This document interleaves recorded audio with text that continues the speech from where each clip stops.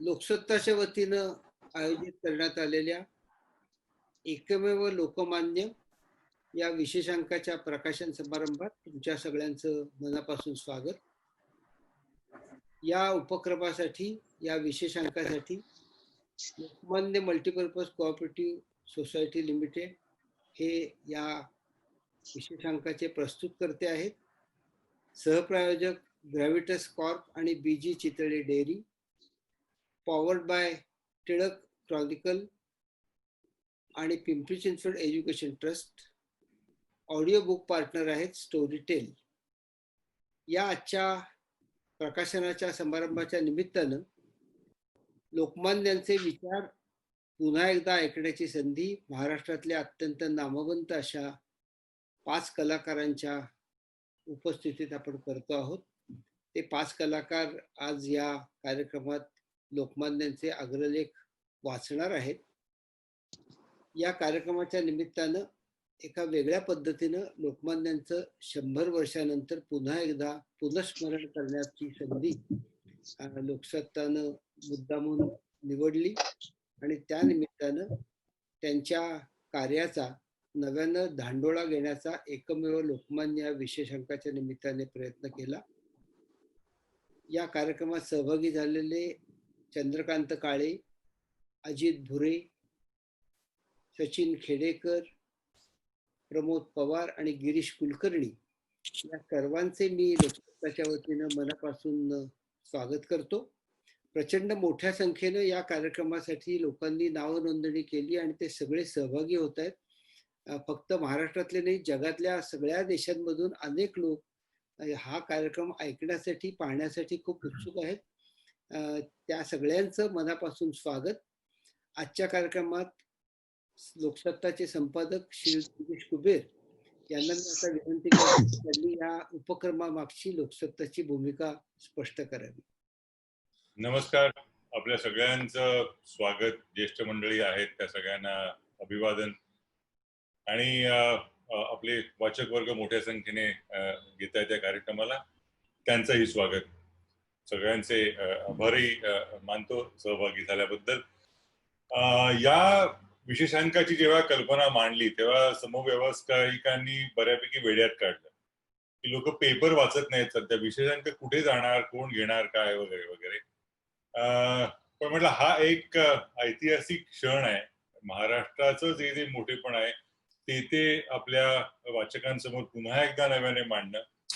सत्ताधारी किंवा विरोधी पक्ष हे जे कोण राजकारणी, म्हणजे सत्ताधारी दिल्लीतले, सत्ताधारी इथले, इथले विरोधी दिल्लीतले विरोधी, ते काय आपण म्हणाल तसं ते आपल्या कर्तृत्ववान मंडळींना पुरोगामी प्रतिगामी या बिनबुडाच्या भांड्यात बसवण्याचा प्रयत्न करत असल्यामुळे त्यांना हा मोठेपणा काही सांगण्याचा क्षण त्यांना मिळणार नाही, त्यांना महत्व कळणार नाही. म्हटलं आपण हे सगळं पुन्हा एकदा नव्याने सांगावं, हा सगळा इतिहास उजळावा, कारण तो इतका देदीप्यमान इतिहास आहे. पेशवाई बुडाल्यानंतर पहिल्यांदा बाळशास्त्री जांभेकरांनी उभं राहणं, राजाराम मोहन राय यांच्या पाठोपाठ ही सगळी पुरोगामी विचारांची चळवळ, ज्याला राईज ऑफ रिझन म्हणतात, तर्कवादाचा उदय या प्रांतामध्ये होणं आणि टिळकांचं असणं आणि मग पुढे त्याच्यानंतर आंबेडकर आणि गांधी येणं, हा एक फार मोठा कालखंड या महाराष्ट्राने देशाला दिला. आणि मला त्या टिळकांच्या कामाकडे बघायला गेलं तसं नुसतं पाहिलं तरी असं थक्क व्हायला होतं. 24व्या वर्षी 24व्या वर्षी ते या समाज जीवनामध्ये आले. त्यांचं निधन झालं तेव्हा ते 60 वर्षाचे होते, म्हणजे 41 वर्ष त्यांना फक्त या सगळ्या उद्योगांसाठी मिळाली. 40 वर्षातले साधारण 7 ते 8 वर्ष तुरुंगामध्येच गेलेली. तरी सुद्धा एक 30-32 वर्षाचं आयुष्य त्यांचं बाहेर जे होतं त्याच्यात त्या माणसाने काय काय करून ठेवलंय. गणित असेल, विज्ञान असेल, अर्थकारण असेल, चलन असेल, एकंदरच जागतिक विचारधारा त्यांचा प्रवाह असेल, प्रत्येक गोष्टीला टिळकांनी स्पर्श केलेला आहे. आणि ते फक्त ते शेंगा आणि मी टरफलं आणि मग सरकारच्या डोक्या ठिकाणावर आहे काय वगैरे वगैरे, त्याच्या पलीकडे खूप काय काय टिळक आहेत. तर त्या सगळ्या अंगांचा थोडासा परिचय तरी याच्यातनं करून देता यावा, हा या मागचा उद्देश. अगदी न्यायमूर्तींपासनं ते नारळीकर पर्यंत अनेकांनी वेगवेगळ्या विषयांवर या सगळ्या अंकामध्ये लिहिलं. त्या सगळ्यांचं मी मनपूर्वक त्यांचे आभार मानतो. आणि हा अंक अशा मुहूर्तावर आपण काढतो की पुन्हा एकदा आपण, मला असं वाटतं, या सगळ्या महाराष्ट्राच्या देदीप्यमान परंपरेचा अभिमान बाळगायला हवा. गर्व से कहो असं जर काही म्हणायचं असेल तरी बुद्धीची परंपरा महाराष्ट्राची आहे, त्याकडे मला असं वाटतं आपलं सगळ्यांचं लक्ष जायला हवं. या कार्यक्रमात आपण सगळे 5 नामवंतांच्याकडून टिळकांचे शब्द ऐकायला जमलेले आहात याची मला जाणीव आहे. त्यामुळे माझ्या निवेदनाला मी इथे विराम देतो. आपलं सगळ्यांचं पुन्हा एकदा स्वागत करतो. मनापासून धन्यवाद. धन्यवाद गिरीशजी. आपण आता या विशेषांकाच्या प्रकाशनाच्या कार्यक्रमाकडे वळणार आहोत. हे प्रकाशन वेब कार्यक्रमात होणार असल्यामुळे जे या कार्यक्रमात सहभागी झालेले त्या सगळ्यांनी आपल्या हातात अंक दाखवून त्याचं प्रकाशन झालं असं जाहीर करायचं आहे. 5 नामवंत कलाकारांच्या बरोबरीनं लोकमान्य मल्टीपर्पज कोऑपरेटिव्ह सोसायटीचे श्री सुशील जाधव, बीजी चितळे डेअरीचे गिरीश चितळे, स्टोरीटेल ॲपचे प्रसाद बिराजदार, पॉवर बाय पार्टनर असणाऱ्या दी टिळक क्रॉनिकलचे कुणाल टिळक आणि पिंपरी चिंचवड एज्युकेशन ट्रस्टचे गिरीश देसाई यांनाही मी विनंती करतो की तुम्ही पण या प्रकाशन समारंभात सहभागी व्हा. तुमच्या सहकार्याशिवाय हे एवढं धनुष्य आम्ही पेलू शकलो नसतो. त्यामुळे या सगळ्यांना मी आता विनंती करतो की त्यांनी अंक दाखवून प्रकाशन झालं असं जाहीर करावं.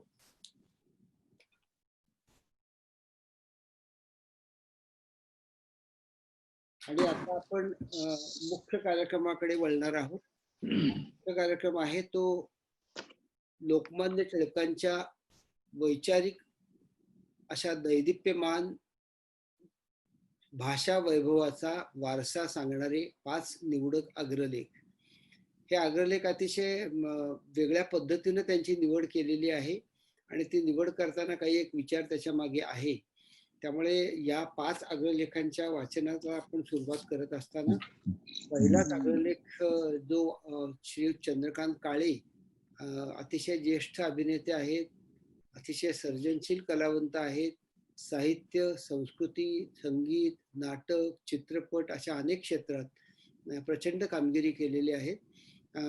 युनिव्हर्सिट्या उर्फ सरकारी हमालखाने असं त्यांच्या अग्रलेखाचं शीर्षक आहे. आत्ता नुकतंच याच आठवड्यात देशानं नवीन राष्ट्रीय धोरण जाहीर केलं. या राष्ट्रीय धोरणामध्ये वेगवेगळ्या प्रकारे पुढच्या 50 वर्षात भारत शिक्षणाच्या क्षेत्रात काय करेल याचाही विचार जाहीर केला. टिळकांनी हा अग्रलेख 118 वर्षापूर्वी लिहिलेला, म्हणजे 1902 रोजी मध्ये लिहिलेला आहे, 19 ऑगस्ट 1902. आणि त्या अग्रलेखात त्यांनी जे लॉर्ड कर्झन यांच्याबद्दल विचार व्यक्त केले आहेत ते वाचनीय आहेत, मननीय आहेत. पण त्याहीपेक्षा हा अग्रलेख लिहिण्यापूर्वी लोकमान्यांनी 1880 मध्ये पुण्यात न्यू स्कूल ही शाळा सुरू केली.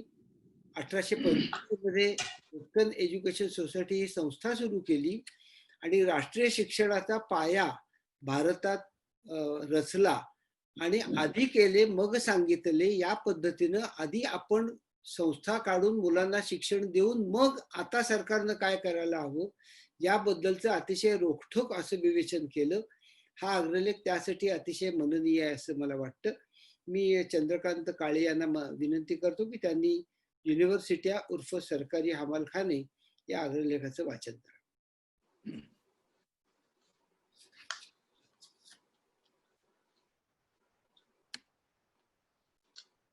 हिंदुस्थान देशाचं राज्य ते इंग्रज सरकारच्या हाती आल्यानंतर सदर सरकारने पूर्वीच्या राजांपेक्षा जी सुधारणा केली ती शिक्षण होय.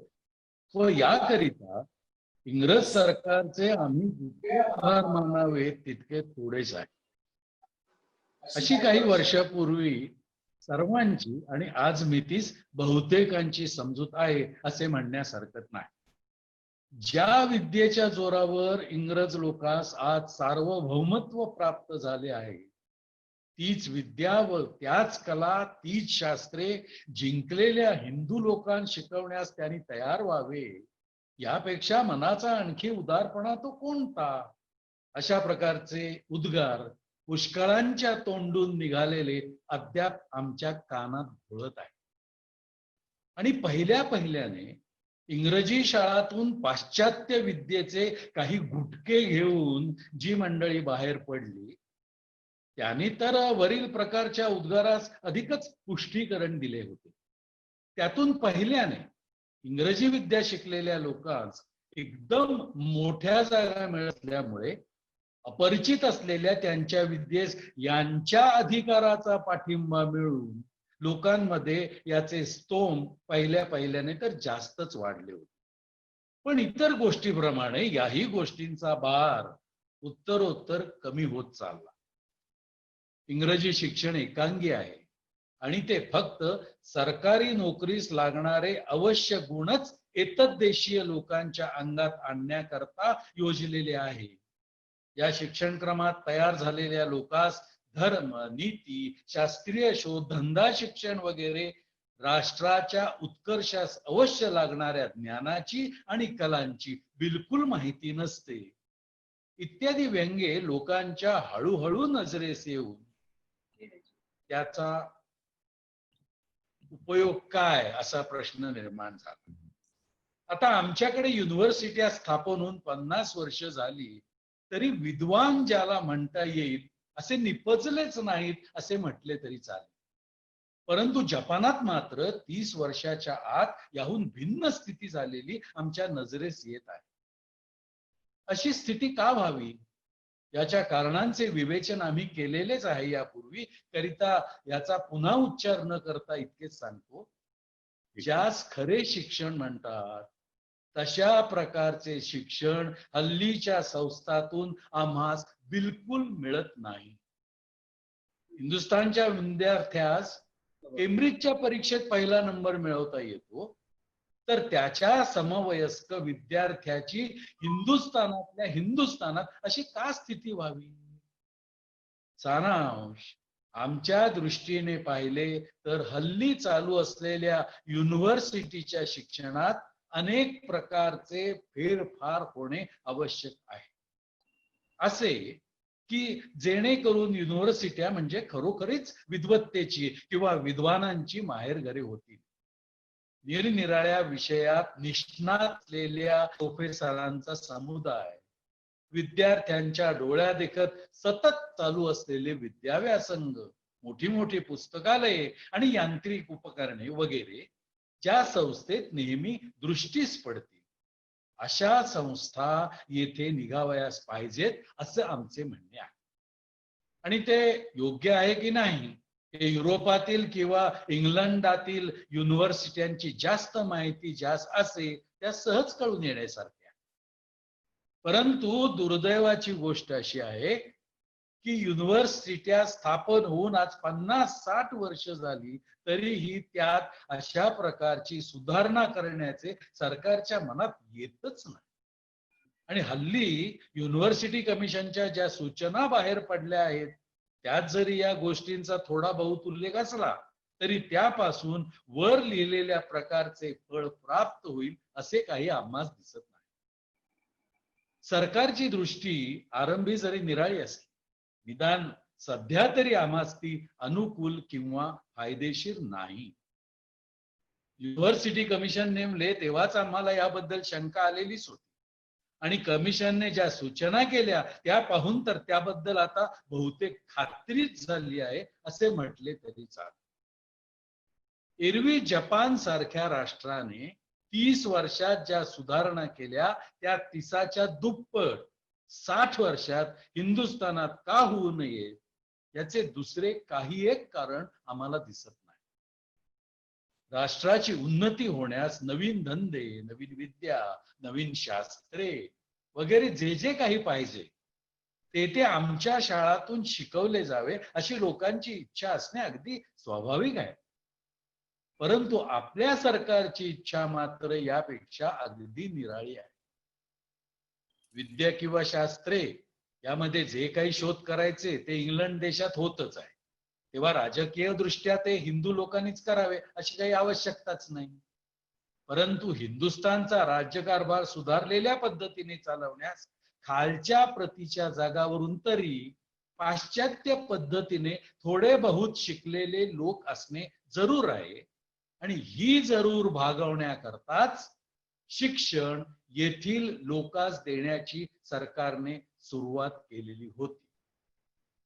इंग्लंडात ज्याप्रमाणे हिंदुस्थानच्या राजकारभारांकरता इंजिनियर तयार करण्यासाठी क्रूपर हिल कॉलेज काढलेले आहे, तशाच प्रकारे हिंदुस्थानात खालच्या प्रकारच्या जागा करता हिंदू लोक तयार करण्यासाठी युनिव्हर्सिट्या व कॉलेजे मूळ स्थापण्यात आली हे उघड. या कॉलेजापासून किंवा युनिव्हर्सिट्यांमधून जे विद्यार्थी बाहेर पडले त्यापैकी काही बुद्धिमान विद्यार्थ्यांची दृष्टी अधिक दूरवर जाऊन इंग्रजी राजकारभारातील व्यंगे आणि दोष हळूहळू त्यांच्या नजरेस पडत चालले. पण ही भीती किंवा अडचण आजपर्यंत सरकारास फारशी नडलेली नव्हती. अशा लोकांची संख्या पहिल्यानं कमी असल्याने तिकडे सरकार फारसं लक्षही देत नसे. पण नोकऱ्यापेक्षा ग्रॅज्युएटची संख्या जेव्हा दुप्पटी तिप्पटीनं वाढली तेव्हा अर्थातच आपल्यास मिळालेल्या शिक्षणाचा अपुरेपणा आणि निरुपयोगिता विद्यार्थ्यांच्या मनात येऊ लागली आणि त्याचबरोबर प्रचलित असलेल्या राज्यकारभाराच्या धोरणाकडेही त्यांचे लक्ष जाऊ लागले.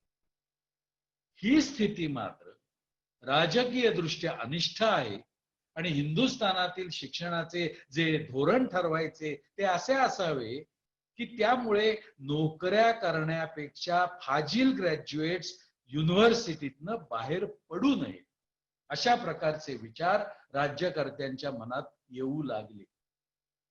1882 साली जे एज्युकेशन कमिशन बसले होते त्यांचे धोरण याहून बरेच निराळे होते.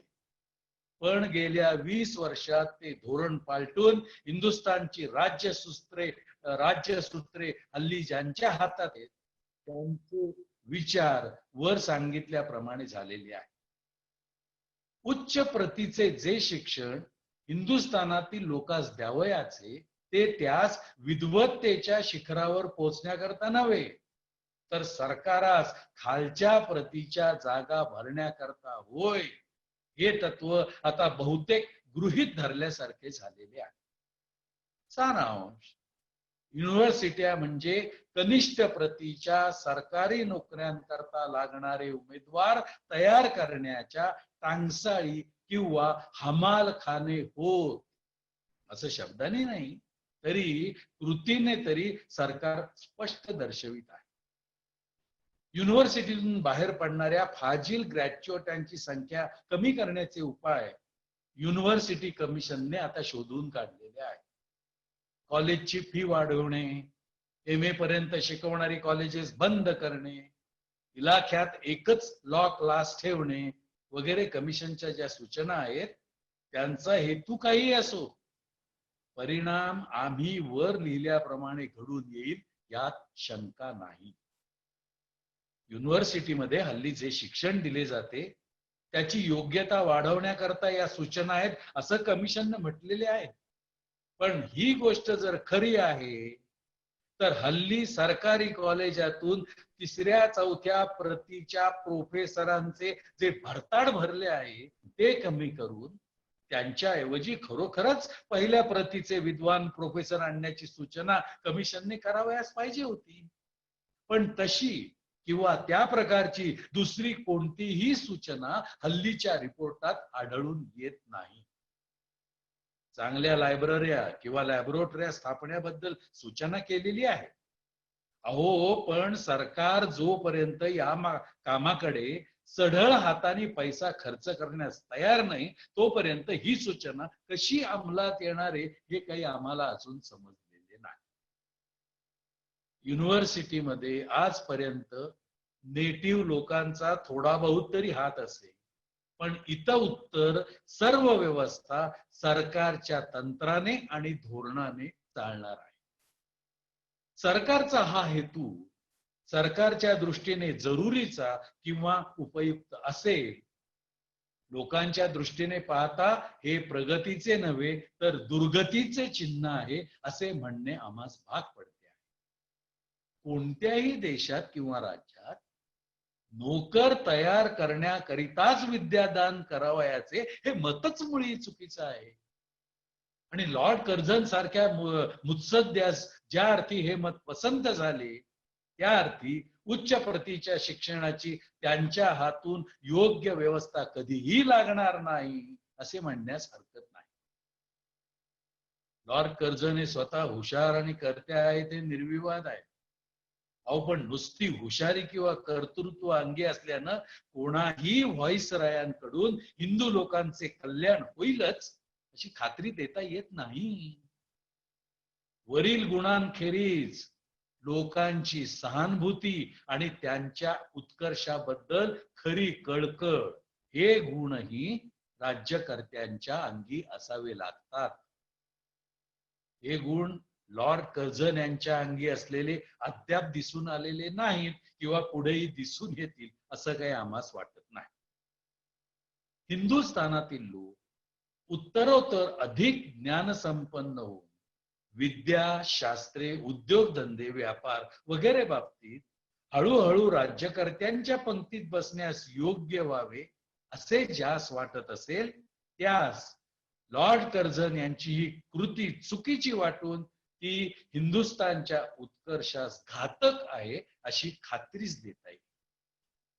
एकंदरीत युनिव्हर्सिटीच्या व्यवस्थेत सरकारचा अधिक ताबा कसा राहावा, नोकरीसाठी जरूर त्यापेक्षा अधिक ग्रॅज्युएट बाहेर न पडण्याची काय तजवीज करावी, कॉलेजमधून बाहेर पडणाऱ्या विद्यार्थ्यांच्या अंगी बेताबाताचाच स्वाभिमान राहील अशा प्रकारची कोणती शिस्त कॉलेजात ठेवावी, किंवा खाजगी शाळा आणि कॉलेजे यांच्यावर कोणत्या प्रतीची देखरेख असल्याने सरकारी शाळेतील किंवा कॉलेजातील विद्यार्थी तयार होतील इत्यादी प्रश्नच कमिशनास महत्वाचे वाटलेले आहेत आणि त्याचाच उहापोह त्याच्या रिपोर्टात झालेला आहे. अर्थात हे सर्व विवेचन आणि खटपट सरकार के वास्ते झालेली आहे. लोकांच्या तर्फे या विषयाची चर्चा केव्हा होईल ती हो, पण लॉर्ड कर्झन यांच्या कारकिर्दीत अशी चर्चा होईल अशी आशा मात्र आम्हास अजिबात वाटत नाही.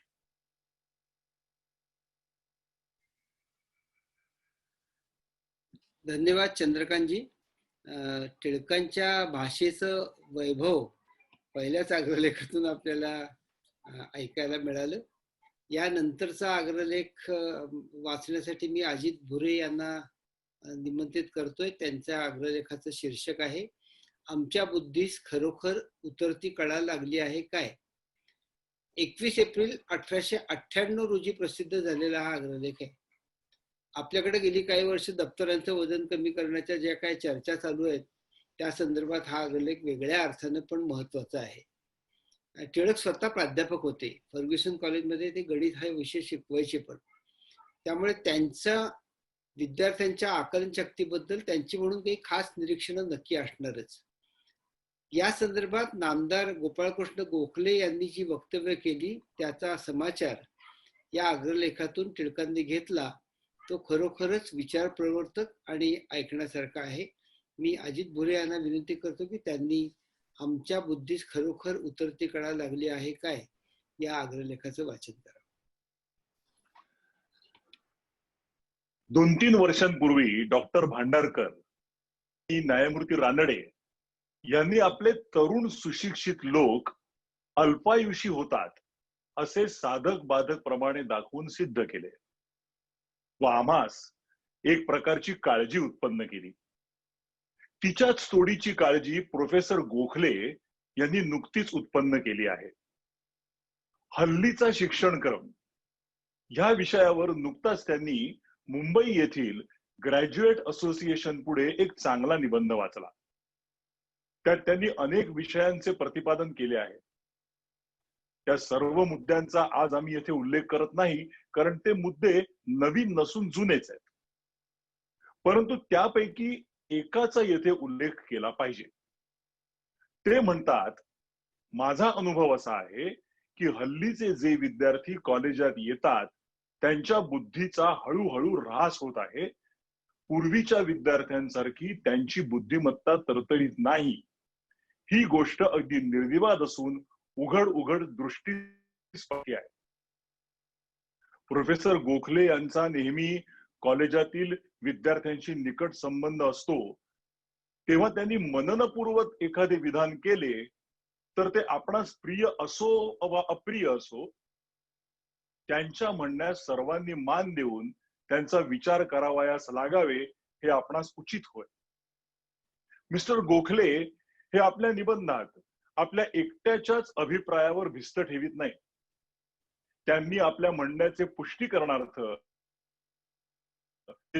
प्रिन्सिपल सेल्बी साहेब हे ह्या विषयासंबंधाने काय म्हणतात हे नमूद केले आहे. मिस्टर सेल्बी यांचा अभिप्राय आमच्या प्रोफेसरांसारखाच आहे, परंतु 5 वर्षांपूर्वी केकन यांनी याच मुद्द्या संबंधाने आपल्या भाषणात जो उल्लेख केला होता तो पाहता त्यास प्रोफेसर सेल्बी व गोखले यासारखे वाटत नाही. उलटे त्यास असे वाटते की हल्लीचा उत्तम विद्यार्थी व पूर्वीचा केले व पुढेही बहुत वर्षे असेच समाधान करावे लागेल. मिस्टर गोखले यांनी मंडली, कुंटे, परमानंद, तेलंग, रानडे, भांडारकर व मेथा वगैरे बड्या बड्या धेंडांच्या नावांचा उच्चार करून आपल्या श्रोत्यास हल्लीच्या विद्यार्थी असे पुरुष का दृष्टीस पडत नाहीत असा प्रश्न केला. रद्द करण्याची ही पद्धत आम्हा सगळी नापसंत आहे.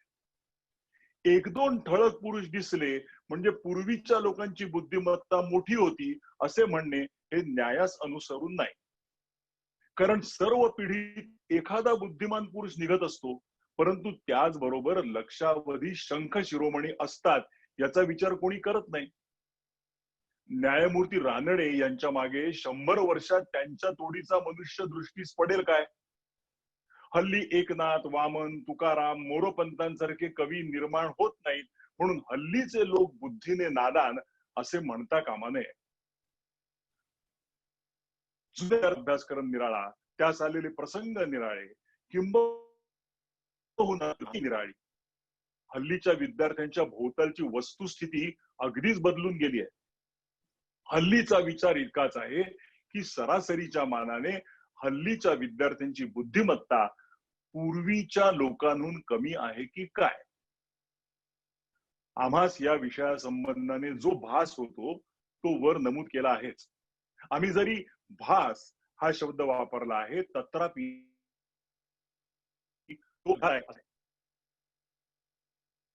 अशी एक म्हण आहे की जर शरीर सुदृढ असेल तर बुद्धीही तरतरीत असावयाची. आणि ह्याच म्हणीचे रहस्य ह्या विषयाच्या मुळाशी आहे. न्यायमूर्ती रानडे यांनी सुशिक्षित लोक अल्पवयी मरतात याचे कारण त्यांची गरिबी, तेच कारण ह्या विषयास लागू असावे. आमच्या लोकांचा जो अनेक बाजूंनी एक प्रकारचा ऱ्हास होत आहे तोच प्रकार त्यांच्या बुद्धीस का लागू होऊ नये? आमच्या विषयास खावयास नाही. आमचे विद्यार्थी नेहमी जे अन्न खातात ते निसत्व असते हे जगजाहीर आहे. तेही कित्येक प्रसंगी वेळेवर मिळण्याची मारामार पडते. साधारण असा नियम आहे की तरुणाचे हाडपेर 22 वर्षांपासून 35 वर्षांपर्यंत भरत असते. त्या वेळेसच त्याचवर शरीराची सारखी दुसऱ्या प्रकारची जबाबदारी येऊन पडते. खाण्यास अन्न चांगले नसते, त्यातच संसाराची सुरुवात होते आणि त्याच सुमारास बिकट अभ्यास करण्याचा त्यास प्रसंग येऊन आणि परीक्षेची काळजी लागून त्याचे रक्त आतल्या आत जळून जाते. हल्लीच्या अभ्यासाचे दडपण इतके काही मोठे आहे की चांगला विद्यार्थी देखील त्याखाली दडपून जातो. नवीन नियमाप्रमाणे BA परीक्षेस जी पुस्तके नेमिली आहेत त्यांची पाने चाळून मोजून पाहिली की 5000 भरली. साधारण बुद्धीच्या विद्यार्थ्यास देखील इतका अभ्यास मनासारखा होणे दुर्घट होय हे आमच्या विद्यार्थ्यांवर टीका करणारे अगदी विसरून जातात. असा बिकट अभ्यासक्रम नेमिल्यामुळे हेतू तर साधला नाहीच, परंतु त्याच्या उलट मात्र परिणाम झालाय. लॉजिक आणि मॉरल फिलॉसॉफी हे विषय व इतर विषय त्यांची गेल्या 2 वर्षातली संख्या ताडून पाहता सहज कळून येण्यासारखी आहे. तेव्हा विद्यार्थ्यांच्या नावाने उगीच ओरड करण्यात काही अर्थ नाही. कारणे बुद्धीचा ऱ्हास होणार असल्यावर तिचा ऱ्हास का होऊ नये हे कोणाच्यानेही सांगवणार नाही. प्रोफेसर गोखले यांनी हा मुद्दा जगापुढे मांडला ही एक त्यांनी समाजाची मोठी नोकरीच बजावली. त्यांनी काम केले, परंतु समाजातील विचारी पुरुषांना या विषयावर विसर पडता कामा नये. कोणताच निश्चय नाही, तथापि प्रोफेसर गोखल्यांनी वेळीच आपण जागे केले आहे तेव्हा त्याचा खल झाला पाहिजे. खरोखर त्याच्या तरुण लोकांच्या बुद्धीचा ऱ्हास होत असेल व तसाच पुढे चालून आपल्या मुलाबाळांचे अकल्याण होत असेल तर त्यास परलोकी सुद्धा सद्गती होईल की नाही याची शंकाच आहे. आता ही स्थिती दुरुस्त होण्यास काय उपाय योजावा हा प्रश्न राहिला. वर दर्शित केलेल्या कारणापैकी काही कारणे दूर करणे हे आपल्या समाजाच्या हिताचे आहे आणि ती आहे. त्या कारणाची अनेक वेळा चर्चा झाली आहे, तेव्हा त्याचा येथे उल्लेख करावयास नको. युरोपियन लोक आम्हाविषयी लिहू अथवा बोलू लागले तर कळकळीने बोलतात खरे, परंतु त्यांचे हातून आम्ही कल्याणकारी कृती होत नाही. मुंबई गॅझेट करते यांनी एके ठिकाणी बसून युनिव्हर्सिटीने BA सारख्या परीक्षेचा अभ्यास किती गहन करून ठेवला आहे, शिवाय परीक्षक लोक जे प्रश्न घालतात त्यात घालण्यासारखा कोणता व न घालण्यासारखा कोणता याचा त्यांनी कधी विचार केला आहे का? आम्हाला असे आठवते की नुकताच एका परीक्षकाने करन्सी कोणत्या तत्वावर असावी हा प्रश्न विद्यार्थ्यांना. यावरून त्या परीक्षकाचे तारतम्य केवढ्या किमतीचे आहे हे वाचकास कळेलच. तेव्हा सर्व देशाने हा अभ्यासक्रम विद्यार्थ्यास डोईजड न होईल असा फेरफार झाला. धन्यवाद. धन्यवाद अजितजी. यानंतरच्या अग्रलेखाचं शीर्षक आहे पुण्यातली पहिली फिरणी. लोकमान्यांनी राजकारण पुढे नेण्यासाठी अर्थकारणाचा फार योग्य असा वापर केला. त्या संदर्भात या आता जो आपण प्रकाशित केला अंक एकमेव लोकमान्य, त्यामधला आमचे संपादक गिरीश कुबेर यांचा लेख खरोखरच वेगळ्या अर्थाने महत्वाचा आहे. राजकारण आणि अर्थकारण यांची योग्य सांगड घालत टिळकांनी आयुष्यभर वेगवेगळ्या पद्धतीनं अर्थकारणाला राजकारणाची जोड दिली आणि त्यांचा जो अर्थविचार आहे तो किती काळाचा पुढचा होता, किती पुढे पाहू शकणारे लोकमान्य होते हे या पुण्यातील पहिली चिमणी या अग्रलेखातून आपल्याला सहज कळेल. हा अग्रलेख लिहिलाय त्यांनी, प्रसिद्ध झालाय 28 फेब्रुवारी 1893 या अग्रलेख आहे. अर्थविचार किती सार्थ आणि किती अभ्यासपूर्ण असू शकतो याचं एक उत्तम उदाहरण म्हणून हे पाहता येईल. पुण्यात एक राजा बहादूर मोतीलाल मिल सध्याच्या रेल्वे स्थानकाच्या मागच्या बाजूला ती होती. त्या मिलच्या स्थापनेच्या निमित्तानं लिहिलेला हा अग्रलेख आहे आणि एकूण भारताचा औद्योगिक विकास कशा पद्धतीने व्हायला पाहिजे याचं एक अप्रतिम विवेचन त्यांनी केलेलं आहे. मी श्री गिरीश कुलकर्णी यांना अशी विनंती करतो की त्यांनी या अग्रलेखाचं वाचन करावं. पुण्यातील पहिली चिमणी. सुमारे 100 वर्षांपूर्वी आमच्या शहराचा दक्षिणेतच काय पण साऱ्या हिंदुस्थानभर मोठा नावलौकिक होता. त्या काली वीरश्री, वैभव, देशाभिमान आणि धर्माभिमान इत्यादी गोष्टी या शहरात जितक्या जागृत होत्या तितक्या हिंदुस्थानच्या दुसऱ्या कोणत्याही भागात नव्हत्या. त्यामुळे व्यापार आणि संपत्ती ही येथेच वास करावयास आली होती.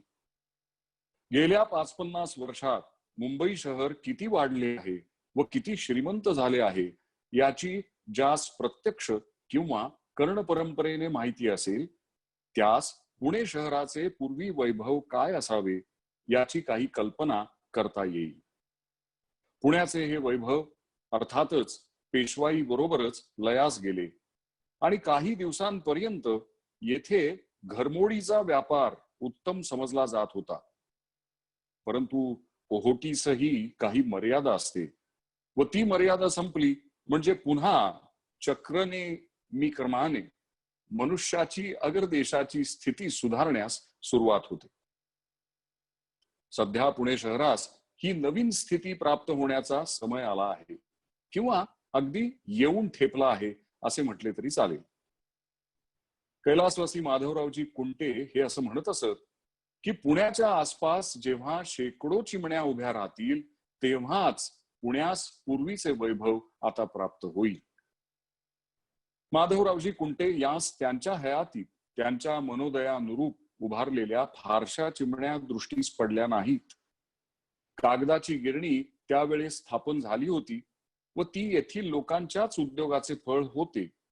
पण ती गिरणी येथून बरीच लांब असल्याने पुणे शहरास लागून असलेल्या मैदानातून जो देखावा नजरेस यावा असा माधवरावजींचा मानस होता तो परिपूर्ण झालेला त्यांच्या दृष्टीस पडला नाही. ते काम आमचे शहरातील प्रसिद्ध व्यापारी हिंदुमल बालमुकुंद व त्यांचे स्नेही आणि इतर भागीदार यांच्या हातून व्हावयाचे होते.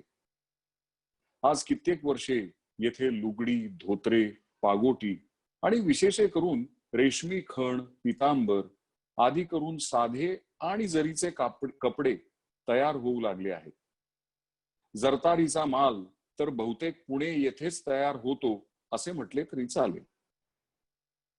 कैलासवासी शेठ बालमुकुंद हिंदुमल यांचा व्यापार बहुतेक रेशमी जरतारीच्या कापडाचाच होता व 2-3दा या कापडाचे त्यांनी प्रदर्शन करून ड्यूक ऑफ कॅनॉट, लॉर्ड रे वगैरे अधिकाऱ्यांकडून वाहवा मिळवली होती.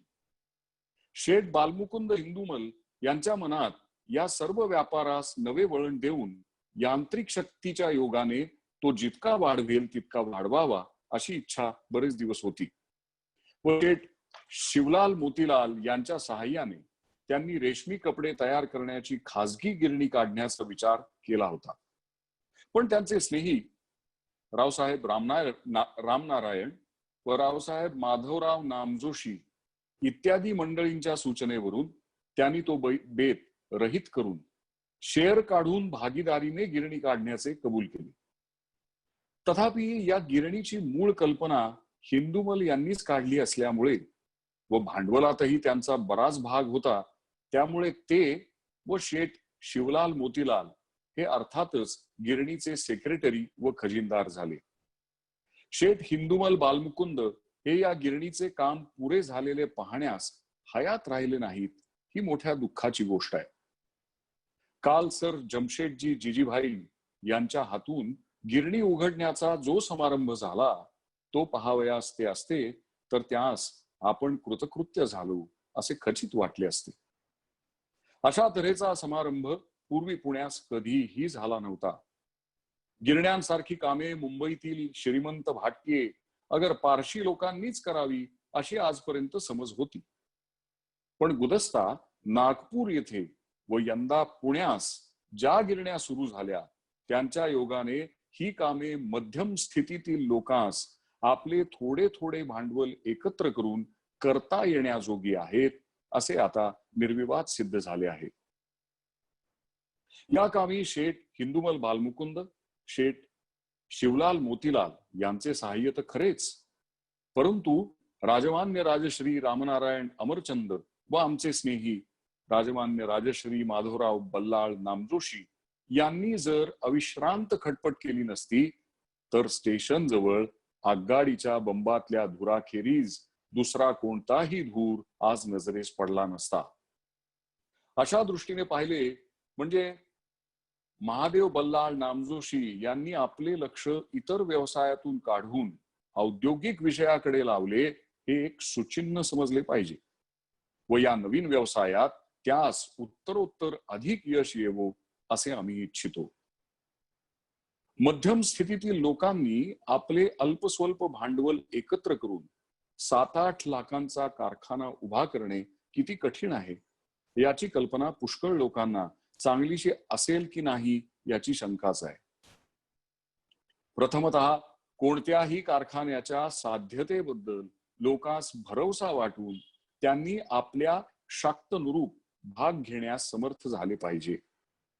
शेठ हिंदुमल बालमुकुंद यांचा मूळचाच जरतारीचा मोठा व्यापार असल्यामुळे व शेठ शिवलाल यांच्या मदतीने ही अडचण बरीच दूर झाली आणि पुणे, सोलापूर, जळगाव, नेटिव्ह संस्थाने वगैरे ठिकठिकाणच्या लोकांनी या नव्या कारखान्याचे मोठ्या खुशीने शेअर घेतले.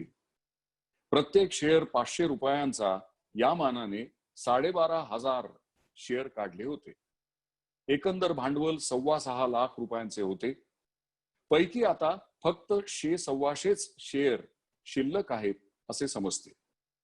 हे शेअरही आता लवकरच खपून जातील असा अदमास आहे. गिरणीचे शेअर अशा रीतीने मिळाल्यानंतर पुढील कामास सुरुवात झाली. काही दिवसांपर्यंत गिरणी बाहेर काढावी की काय याचा विचार चालला होता व सुमारे 1.5 वर्ष हल्ली ज्या जागेवर गिरणी उभी आहे ती जागा मिळण्याच्या खटपटीत गेले. पुण्यासारख्या शहरात जागा मिळवण्यास इतके दिवस लागले याचे कोणास कदाचित आश्चर्य वाटेल. पण उजव्या हातास स्टेशन आणि डाव्या हातास नदी अशी दुसरी जागा शहरात नाही हे लक्षात आणले म्हणजे हल्लीचीच जागा मिळण्याची डायरेक्टरांनी खटपट केली ती अगदी योग्य व दूरवर दृष्टी देऊन केली होती असेच म्हणावे लागेल. स्टेशन पासून अगर पाण्यापासून दूर जागा घेऊन मग पस्ताव्यात पडण्यापेक्षा पहिल्यानेच काही महिने उशीर झालेला पत्करला. जागा ताब्यात आल्यापासून बाकी सर्व काम म्हणजे इमारत बांधणे, मशिनरी, यंत्रे वगैरे आणवणे, बसवणे आणि सुरू करणे हे सर्व 17 महिन्यात झाले व गिरणी उभी करण्यास लागलेला खरोखर काळ हाच धरला पाहिजे. एवढ्या काळात 12,000 चाप्या व 175 सुताचे माग कंपनीने उभे केले. यावरून त्यांची काम करण्याची उत्सुकता व हौस स्पष्ट दिसून येते. रेशमाचे 75 माग व दररोज 60 पाऊंड रेशीम तयार होण्याजोगी दुसरी यंत्रेही मागवली आहेत व ती लवकरच उभी करून सुरू करण्यात येतील. सर्व यंत्रे अगदी नवीन पद्धतीने तयार केली असून त्यात हल्ली जे नवीन शोध निघाले आहेत त्या सर्वांचा समावेश केलेला आहे. त्यामुळे दुसऱ्या कोणत्याही गिरणीपेक्षा या गिरणीत तितक्याच श्रमाने अधिक माल काढता येईल. मुंबईत ज्या कापसाच्या गिरण्या आहेत त्यापैकी बऱ्याच जुन्या तऱ्हेच्या असून त्यातून निघणारा मालही प्राय 1-2 प्रकारचाच असतो. पुण्यातील गिरणीच्या व्यवस्थापकांनी जी यंत्रे आणविली आहेत ती याहून भिन्न तऱ्हेची आहेत. त्यांचा असा विचार आहे की नुसता जाडा कपडा काढून मग तो चीनात अगर जपानात पाठवण्यापेक्षा आपल्या देशात खपणारे धोतर जोडे, लुगडी वगैरे जिन्नस येथल्या येथे तयार करण्याची तजवीज करावी म्हणजे माल शिल्लक न राहता लोकांची सोय होऊन गिरणीच्या भागीदारांचाही फायदा होईल. एखाद्याने कोणताही नवा धंदा काढला असता दुसरे शेकडो लोक त्याचे अनुकरण करून तोच धंदा करावयास लागतात अशी आपल्या लोकांची पद्धत आहे व गिरणीच्या धंद्यातही तोच प्रकार नजरेस येतो. मुंबईच्या गिरण्यातून आजपर्यंत जे कापड निघत असे ते सर्व हलक्या प्रतीचे असून त्याचा खप चीन, जपान, इराण वगैरे देशात होत असे. पण आता जपानात नव्या गिरण्या सुरू झाल्या आहेत व लवकरच सदर देशांशी असलेला आमचा व्यापार कमी होईल अशी धास्ती वाटू लागली आहे. चीन आणि जपान यांच्यातील व्यापार जपान अगर चीनच्याच लोकांनी बळकावला म्हणजे मुंबईच्या जाड्या कापडाच्या काही गिरण्या एकतर अजिबात बंद केल्या पाहिजेत अथवा त्यात काही सुधारणा करून गिरणीतून निघालेला माल देशातल्या देशातच खपेल अशी काही तजवीज केली पाहिजे. आम्हास लागत असलेले कापड मँचेस्टर येथे तयार व्हावे व चिनी जपानी लोकांस लागत असलेले कापड आम्ही मुंबईस तयार करावे असला खो-खोचा व्यापार कधीही शाश्वत राहावयाचा नाही. हिंदुस्थानातील कापसाचे जर हल्लीच्या यंत्राने बारीक सूत निघत नसेल तर यंत्रे सुधारून अगर परदेशचा कापूस आणून आम्हास पाहिजे तसा कपडा काढण्याची आम्ही काहीतरी तजवीज केली पाहिजे. पुण्यातील या नव्या गिरणीच्या व्यवस्थापकांनी या सर्व अडचणी लक्षात आणून एव्हापासूनच त्याची तरतूद लावली आहे. विलायतेहून जो रेशमी कपडा येतो त्याचे रेशीम इकडूनच जाते. नुसता कपडा पाहिला तर तो येथेही तयार होतो, पण विलायती कपड्यास जो तजेला व सफाई असते ती आमच्या पितांबरात कधीच येत नाही. यासाठी गिरणीच्या व्यवस्थापकांनी सफाईदार व तरतरेच्या रेशमी कपडा निघण्यास जी यंत्रसामग्री लागते ती सर्व मुद्दाम आणविली आहे. रेशमाच्या हल्ली हिंदुस्थानात 2च गिरण्या आहेत, एक कलकत्त्यास व दुसरी मुंबईस. पैकी कलकत्त्याच्या गिरणीतील बहुतेक माल ब्रह्मदेशात खपतो व तोही सर्व तयार करण्यास त्या गिरणीतील यंत्रे पुरी पडत नाही. मुंबईच्या गिरणीत साड्या, पितांबर वगैरे जिन्सा तयार होतात, पण तेथेही अजून आम्हास पाहिजे तसा माल निघत नाही. त्यातूनही जरीकाठी, खण, पितांबर वगैरे तर अद्याप कोठेच निघू लागले नाहीत. हा सर्व माल पुण्याच्या गिरणीत तयार करण्याचा व्यवस्थापकांचा विचार आहे व यासाठी लागणारी सर्व साधने व यंत्रसामग्री त्यांनी मुद्दाम आणवली आहे.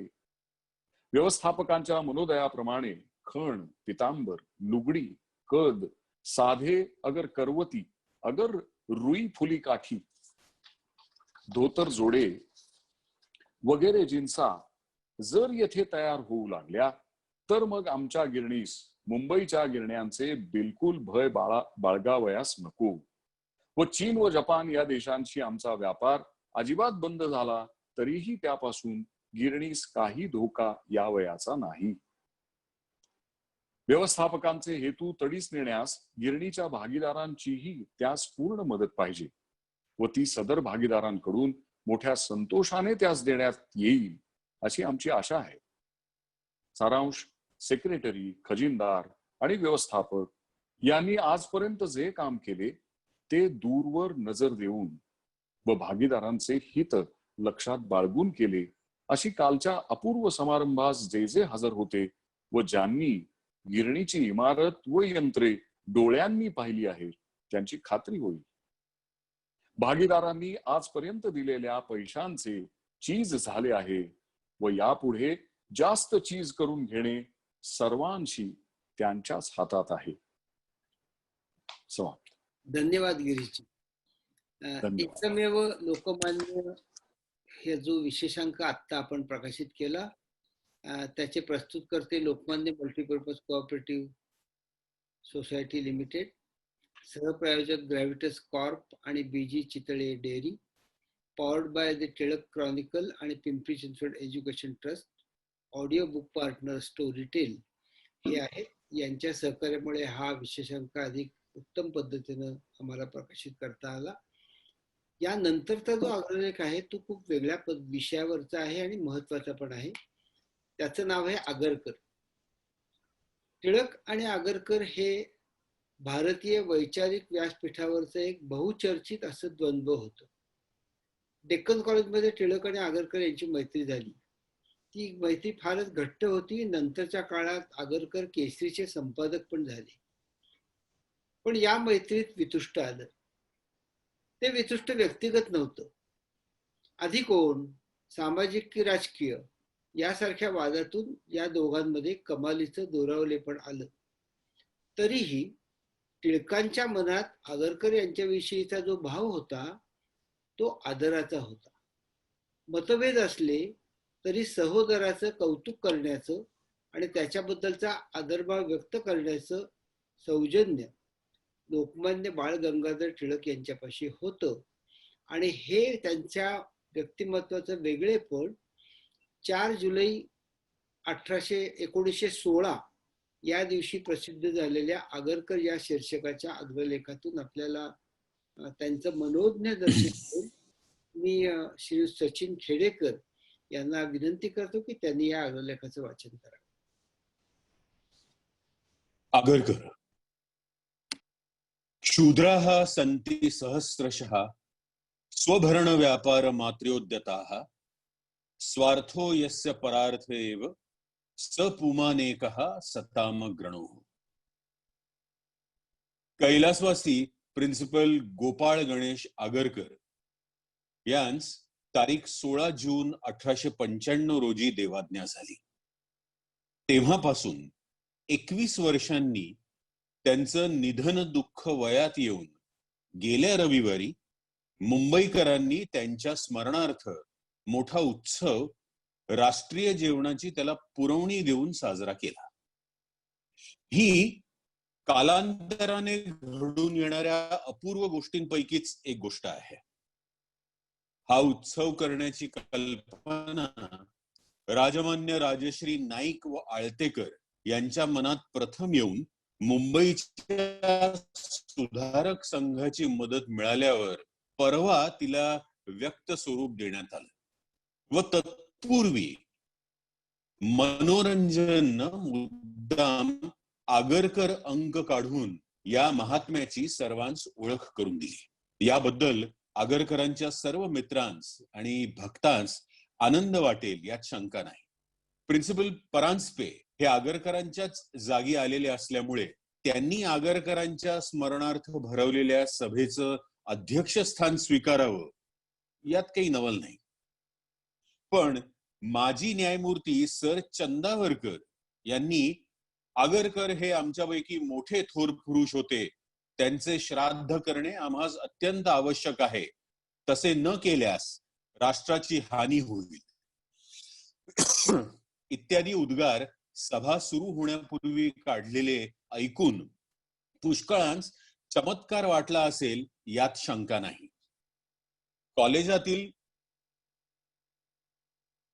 कॉलेजातील अभ्यासक्रम संपल्यानंतर आजन्म दारिद्र्याची शपथ वाहून न्यू इंग्लिश स्कूलास मिळणारे आगरकर कुणीकडे आणि BA झाल्यानंतर LLB पास झाल्यावर वकिली झाल्यानंतर जजशिप आणि जजशिप झाल्यावर दिवाणगिरी करणारे सर चंदावरकर कुणीकडे.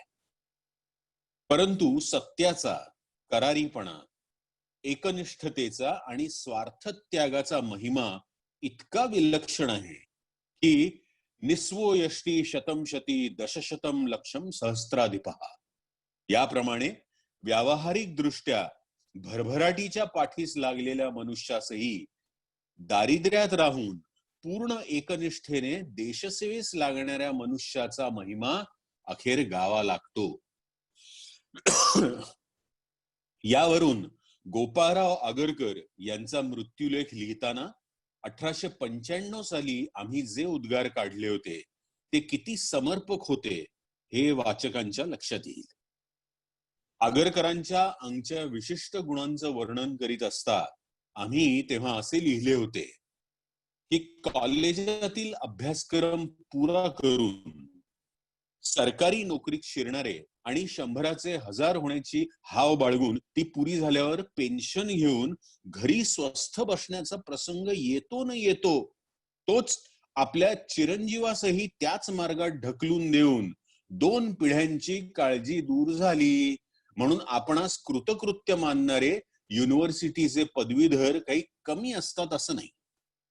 पण आपल्या कर्तबगारीने अशा प्रकारची व्यावहारिक उन्नतीही आपण प्राप्त करून घेऊ असा निश्चित भरोसा असता आगरकरांप्रमाणे मनोदेवतेस साक्ष ठेवून संकटे, विपत्ती, हालअपेष्टा सोसूनही मी आपले देशकार्याचे मनोगत पूर्ण करीन असे म्हणणारे पुरुषच खरे धीर पुरुष होत. सन 1895 साली वरील आशयाचे जे उद्गार आम्ही काढले तेच अद्यापही आम्हास खरे वाटतात व तेच पुन्हा त्याच रूपाने इथे नमूद करण्यास आम्हास काही दिक्कत वाटत नाही. मनुष्याचा मोठेपणा त्याच्या मनावर आहे, केवळ कृतीवर नव्हे, हे तत्व केसरीत आलेल्या काही महात्म्यांच्या निबंध लेखनात आम्ही वेळोवेळी व्यक्त केलेच आहे. मनुष्याची योग्यता ठरवावयाची असल्यास ती त्याने किती ग्रंथ वाचले किंवा त्याने किती पैसा संपादन केला एवढ्यावरूनच ठरत नाही. आगरकरांनी जितके ग्रंथ वाचले असतील त्यापेक्षा अधिक ग्रंथ वाचलेले MA सध्याच्या काळी डझनांनी सापडण्यास हरकत नाही. आगरकरांची योग्यता MA होण्यात नाही, ग्रंथ वाचनात नाही, महाराष्ट्र लेखनपटुत्वात नाही आणि आमच्या मते त्यांनी सुधारक पत्र काढले व चालवले यातही नाही.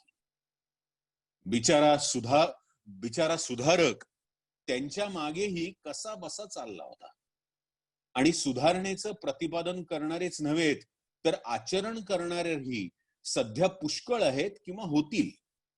तथापि आगरकरांसारखा पुरुष त्यांच्यात क्वचितच सापडेल असं म्हणण्यास आम्हास काही एक हरकत दिसत नाही. कैलासवासी माधवराव रानडे यांच्या मागून हायकोर्टाचे जज पुष्कळ झाले आणि होतील, पण माधवरावांचा मोठेपणा ज्याप्रमाणे न्यायमूर्तित्वात नव्हता त्याचप्रमाणे आगरकरांची ही गोष्ट होय. सुधारणेची मते त्यांनी निर्भीडपणे व कित्येकदा उच्छृंखलपणेही प्रतिपादन केली. पण हे काही त्यांच्या मोठेपणाचे लक्षण नव्हे. परिस्थितीचा गुलाम न बनता परिस्थितीला यथासंभव, यथाशक्ती व यावत शक्य आपल्या ताब्यात आणण्यास जो मनोनिग्रह, स्वार्थत्याग, निर्लोभीपणा आणि धैर्य लागते ते ज्याच्या अंगात आहे आणि दुःखाची अथवा संकटाची भीती अगर पर्वा न बाळगता जो आपल्या ठाई असणाऱ्या या सद्गुणांचा लोकोपयोगार्थ उपयोग करतो तोच मोठा म्हणावायाचा. गोपाळराव आगरकर हे या कोटीतले होते आणि म्हणूनच 1895 साली त्यांचा मृत्यूलेख लिहिताना त्यांच्या अंगच्या वरील सद्गुणांसह आम्ही प्रमुख स्थान दिले होते. मनुष्य जे काही कर्म करतो ते नेहमीच सफल होत असते असे नाही, अगर त्याने प्रतिपादन केलेली मते नेहमीच अक्षय्य असतात असेही नाही. विचार आणि मते ही मनाची पांघरुणे होत असे जे एका पाश्चात्य ग्रंथकाराने म्हटले आहे तेच खरे. देशकालानुसार मनुष्याचे विचार आज एक तर उद्या दुसरे होतील आणि त्याच्या हातून घडणाऱ्या क्रियेसही तोच न्याय लागू आहे. पण सत्पुरुषाचा मोठे त्याच्या स्वतः सिद्ध व शिरोभागी दिलेल्या भर्तृहरीच्या श्लोकात ग्रंथित केले आहे. पुन्हा एकदा मी तो श्लोक वाचतो. शूद्रा संती सहस्त्रशः स्वभरण व्यापार मात्र्योद्यताः स्वार्थो यस्य परार्थ एव स पुमानेकः सतामग्रणो. मनुष्याला मोठे केव्हा आणि कशासाठी म्हणावे याचे तत्व लक्षात न बाळगल्यामुळे गोपाळराव आगरकरांची मनोरंजनच्या खास अंकात जी चरित्रे प्रसिद्ध झाली आहेत ती बहुतेक एकांगी आणि काही ठिकाणी तर निव्वळ चुकीची आहेत. अलीकडे या चरित्रकारांची अशी एक पद्धत पडून गेली आहे की आपल्या चरित्र नायकांशी ज्यांचा विरोध येतो त्यांना काहीतरी दूषण ठेवून त्यातच आपल्या चरित्र नायकाशी मोठेपणा आहे असं सिद्ध करावायचं. आमच्या मते चरित्र लेखनाची ही पद्धत अप्रशंसनीय होय. जगामध्ये मतवैचित्र्य असणे ही गोष्ट इतकी स्वाभाविक आहे की स्वयंवरात चांगले राजे आले असता त्यांना सोडून अजालाच इंदुमतीनं का वरावे याचं कारण देताना कालिदासास नासौ न काम्यो न च वेदक सम्यक द्रष्टुम ही सा भिन्न रुचिरही लोकः या तत्वावर निर्वाह करून घ्यावा लागला आहे. पण गोपाळरावांच्या बहुतेक चरित्रकारांच्या मनात ही बुद्धी वसत होती असे दिसत नाही. गोपाळरावांचे हे चरित्रकार प्रायः सुधारणेची री ओढणारे आहेत आणि केवळ सुधारणेसाठी गोपाळरावास सत्पुरुषांच्या मालिकेत गोवण्यास तयार झालेले हे लोक आमच्या मते कोत्या बुद्धीचे आणि एककल्ली होत. गोपाळरावांच्या अंगी असामान्य गुण कोणता यांचे सन 1895 साली व आजच्या लेखात आम्ही पूर्ण निदर्शन केले आहे. गोपाळरावजींचा आणि टिळकांचा काही बाबतीत कितीही जरी मतभेद असला तरी गोपाळरावजींची योग्यता टिळकांना पूर्ण अवगत होती. हे दोघांच्याही मित्रांस पूर्णपणे माहीत आहे. पण तेवढ्यामुळे गोपाळरावजींच्या विरुद्ध जो पक्ष उपस्थित झाला तो केवळ सवंग लोकप्रियतेच्या लालूचीनं झाला. अगर सुधारक सत्यासाठी तर केसरी व्यापारासाठी इत्यादी अजागळ विधानं गोपाळरावजींच्या मृत्यूनंतर आज 21 वर्षांनी करणे म्हणजे लेखकाने आपल्या बुद्धीचे माध्य प्रगट करण्यासारखे आहे. वाद चालू असता असल्या प्रकारची वाकशस्त्रे नेहमी वापरण्यात येतात आणि तेव्हा ती बऱ्याच अंशी वादाला पोषक आणि अवश्यही असतात. पण वाद संपून गेल्यानंतर असल्या शस्त्रांचा वादातील नायकाच्या प्रतिपक्षावर उपयोग करणे म्हणजे बायकोच्या नथीतून तीर मारण्यासारखे असमंजस होय. शिवाय दुसरी अशी गोष्ट लक्षात आणली पाहिजे की हल्ली प्रसिद्ध झालेली आगरकरांची चरित्रे प्रायः सुधारणेच्या एकाच गोष्टीला महत्व देऊन लिहिलेली आहेत. जणू काय सुधारणेखेरीज आगरकरांनी काहीच कामगिरी केली नाही किंवा दुसऱ्या विषयावर लिहिले नाही. अर्थात हल्लीच्या चरित्रकारांनी आगरकरांच्या गुणांचं जे वर्णन केलं आहे ते आंधळ्याने हत्ती खांबासारखा आहे अगर सुपासारखा आहे असं ठरवण्याच्या मासल्याचे झाले आहे. या सर्वांस आम्ही असे विचारतो की त्यांनी आगरकरांची राजकीय मते होती याची कधी चौकशी केली आहे काय? 1888 सालापर्यंत केसरीत जे राजकीय विषयावर लेख आले ते बहुतेक आगरकरांचे आहेत आणि त्यानंतर सुधारकातही अशा प्रकारचे बरेच निबंध आले आहेत. या सर्वांचे सूक्ष्म निरीक्षण केले असता असे दिसून येईल की आगरकर हे पक्के स्वराज्यवादी होते आणि कैलासवासी विष्णू शास्त्री चिपळूणकरांप्रमाणे देशातील दारिद्र्य, परावलंबिता, चांगल्या पुरुषांचा तेजोभंग, गोऱ्या अधिकाऱ्यांची चरणी व करणी, व्यापार नाश वगैरे राजकीय व औद्योगिक अवनती पाहून त्यांचे चित्त केशवपनादी चालीच्या निरीक्षणापेक्षाही अधिक संतप्त व दुःखित होत असे. व याला मिल आणि स्पेन्सर यांनी प्रतिपादन केलेल्या स्वराज्याच्या तत्वाखेरीज दुसरा उपाय नाही अशी त्यांची पक्की खात्री झालेली होती. मिलनं ज्याप्रमाणे आपली लेखणी केवळ स्त्री स्वातंत्र्यावरच चालवली नाही तद्वतच आगरकरांची ही गोष्ट आहे आणि जो तार्किकपणा समाज सुधारणे संबंधाने त्यांच्यात वसत होता तोच तार्किकपणा त्यांनी राजकीय बाबींवरील आपल्या लेखातही पूर्णपणे उपयोगात आणला आहे. टिळक आणि आगरकर यांचा जो मतभेद झाला तो राजकीय बाबतीत नाही आणि शिक्षणाच्या बाबतीतही नाही. मनुष्य स्वभावतः कितीही चांगला असला तरी शिक्षणाने त्याच्या बुद्धीचा विकास झाल्याशिवाय देशाची उन्नती होत नाही हे तत्व दोघांचेही पूर्ण मान्य होते आणि त्याचा प्रसार करून देशोन्नतीसाठी आपल्या हातून होईल तितकी खटपट करावी एवढ्या करता दोघेही आपल्या आयुष्य क्रमारंभी स्वतंत्र शिक्षण संस्था काढण्याच्या उद्योगास लागले. मग एवढे जर दोघांमध्ये ऐक्य होते तर मग पुढे मतभेद कसा झाला? याचं उत्तर वाटतं तितकं कठीण नाही. मतभेद धार्मिक आणि सामाजिक बाबतीत उत्पन्न झालेला होता. धर्मदृष्ट्या आगरकर केवळ बौद्धिकवादी होते आणि तोच पंथ सामाजिक बाबतीतही निदान पक्षी आपल्या लेखात त्यांनी स्वीकारलेला होता. आगरकरांची ही पद्धत टिळकांचंच नव्हे तर त्यांचे जे दुसरे मित्र केसरीच्या चालक वर्गात होते त्यांचेही पसंत नव्हती व त्यामुळेच अखेर केसरीतून निघून गोपाळरावजींस सुधारक काढावा लागला. सुधारणा नको असे केसरीचे म्हणणे केव्हाही नव्हते, पण केवळ बौद्धिक दृष्ट्या किंवा तर्कदृष्ट्या सुधारणेचा विचार करण्यास केसरी तयार नव्हता. अर्थात ही पद्धत स्वीकारणे असल्यास आगरकरांस दुसरे वर्तमानपत्र काढणे जरूर होते व ते त्यांनी काढले. सुधारणांचा केवळ तर्कदृष्ट्या विचार करणे योग्य नाही हे मत आता सुधारलेल्या राष्ट्रातही ग्राह्य झालेले आहे. राजकीय बाबतीत राजसत्तेच्या अस्तित्वामुळे केवळ तर्कवश होऊन लिहिता येत नाही असा आगरकरांचाही अनुभव आलेला होता. पण हिंदू समाज अधिकारहीन आणि पंगू असल्यामुळे अशा प्रकारचा अनुभव सामाजिक बाबतीत सध्या आमच्याकडे येत नाही.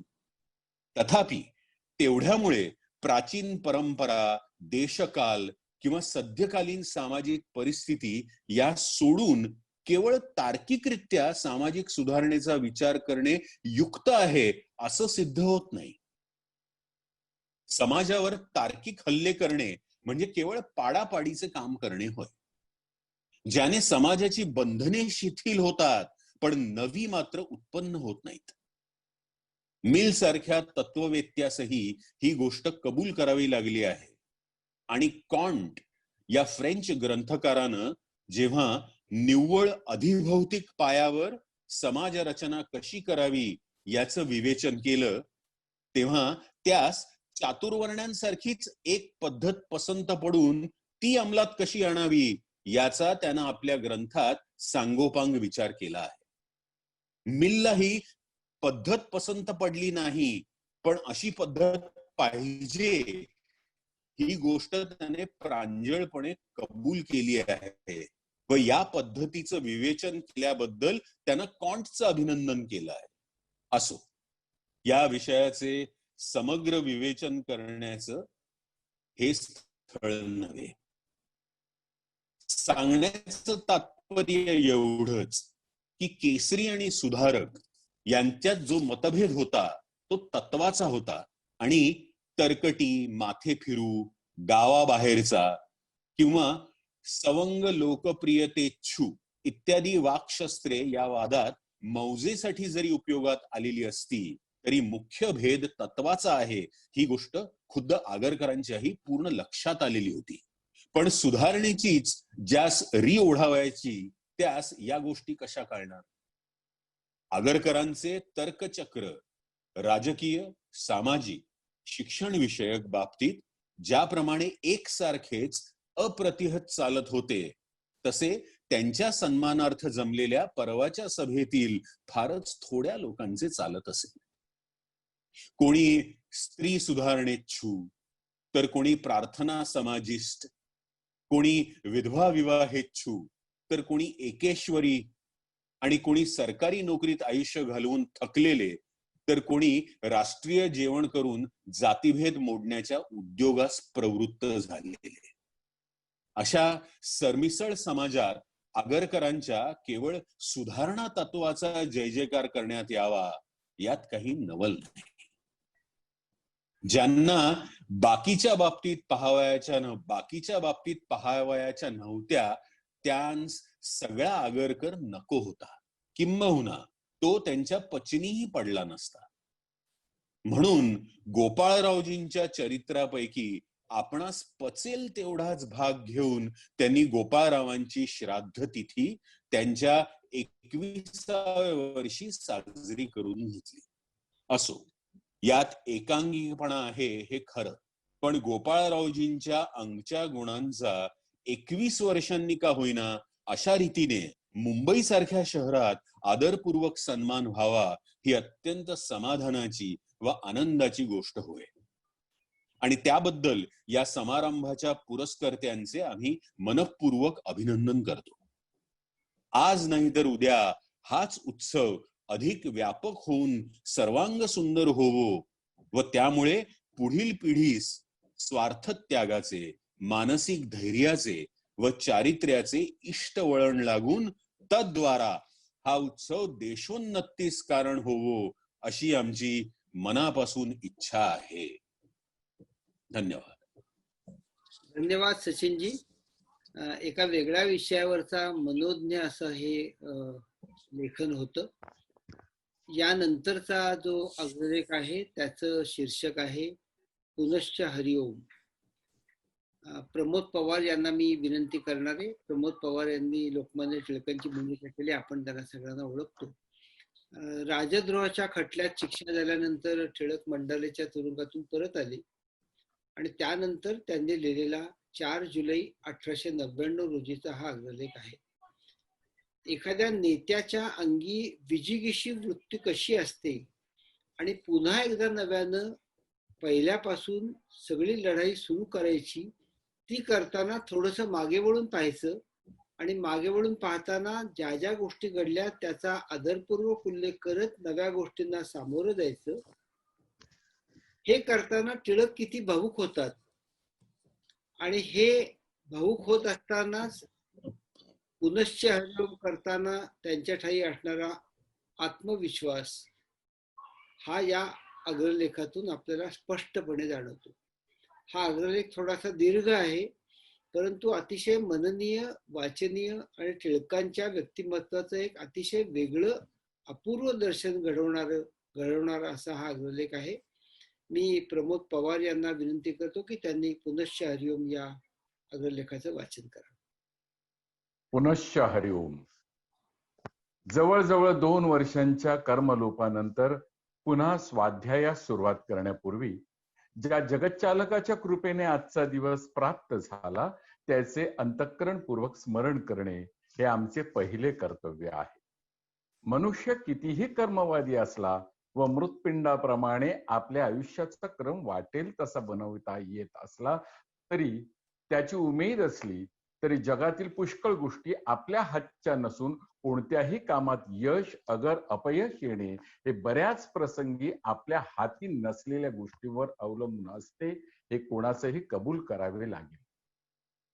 अशा स्थितीत या बाह्य साधनांची सर्वांशी किंवा त्याहून काही कमी प्रमाणाने अनुकूलता असणे हे ईश्वरी कृपेचेच फळ मानले पाहिजे. प्रस्तुतच्या लेखकावर अशा तऱ्हेचा प्रसंग पहिल्यानेच आला होता असे नाही, परंतु त्यातून पार पडून पुन्हा आज आपले पूर्व कर्तव्य करण्यास जे सामर्थ्य आले आहे ते त्याच्या दृष्टीने तरी काही अमानवी कारणामुळे आलेले आहे व त्याबद्दल त्याच्या कृपेने या गोष्टी घडून येतात. त्याचे पुन्हा एकवार स्मरण केल्याखेरीज अथवा व्यावहारिक भाषेने बोलणे असल्यास आभार मानल्याखेरीज त्याच्याने राहवत नाही. मनुष्य जन्मताच 3 ऋणे पाठीवर घेऊन जन्मलेला आहे अशी आमच्या लोकांची पूर्वापार समजूत आहे. जायमानो वै ब्राह्मणा त्रिविही ऋणवा जायते अशी श्रुती आहे व आधुनिक विचार पद्धतीने विचार केला असता ती अगदी यथायोग्य आहे आणि तसे दिसूनही येत. कोणाही मनुष्याचा जन्म झाला म्हणजे लागलीच त्याच्या पाठीमागे वर सांगितलेल्या 3 जबाबदाऱ्या अथवा ऋणे लागतात व ती फेडण्याकरता आमरणांत आपल्या बुद्धी वगैरेचा उपयोग केला पाहिजे असे वरील श्रुतीत सांगितलेले आहे. ही जन्मता प्राप्त झालेली ऋणे आमच्या पाठीमागे आहेतच, पण ती फेडण्याचा प्रयत्न करीत असता मध्यंतरी पूर्वीच्या ऋषींनी वरील श्रुतीत अनुक्त असे जे एक नवीन लौकिक ऋण उपस्थित झालेले आहे त्याचाही उल्लेख आजच्या प्रसंगी करणे आवश्यक आहे.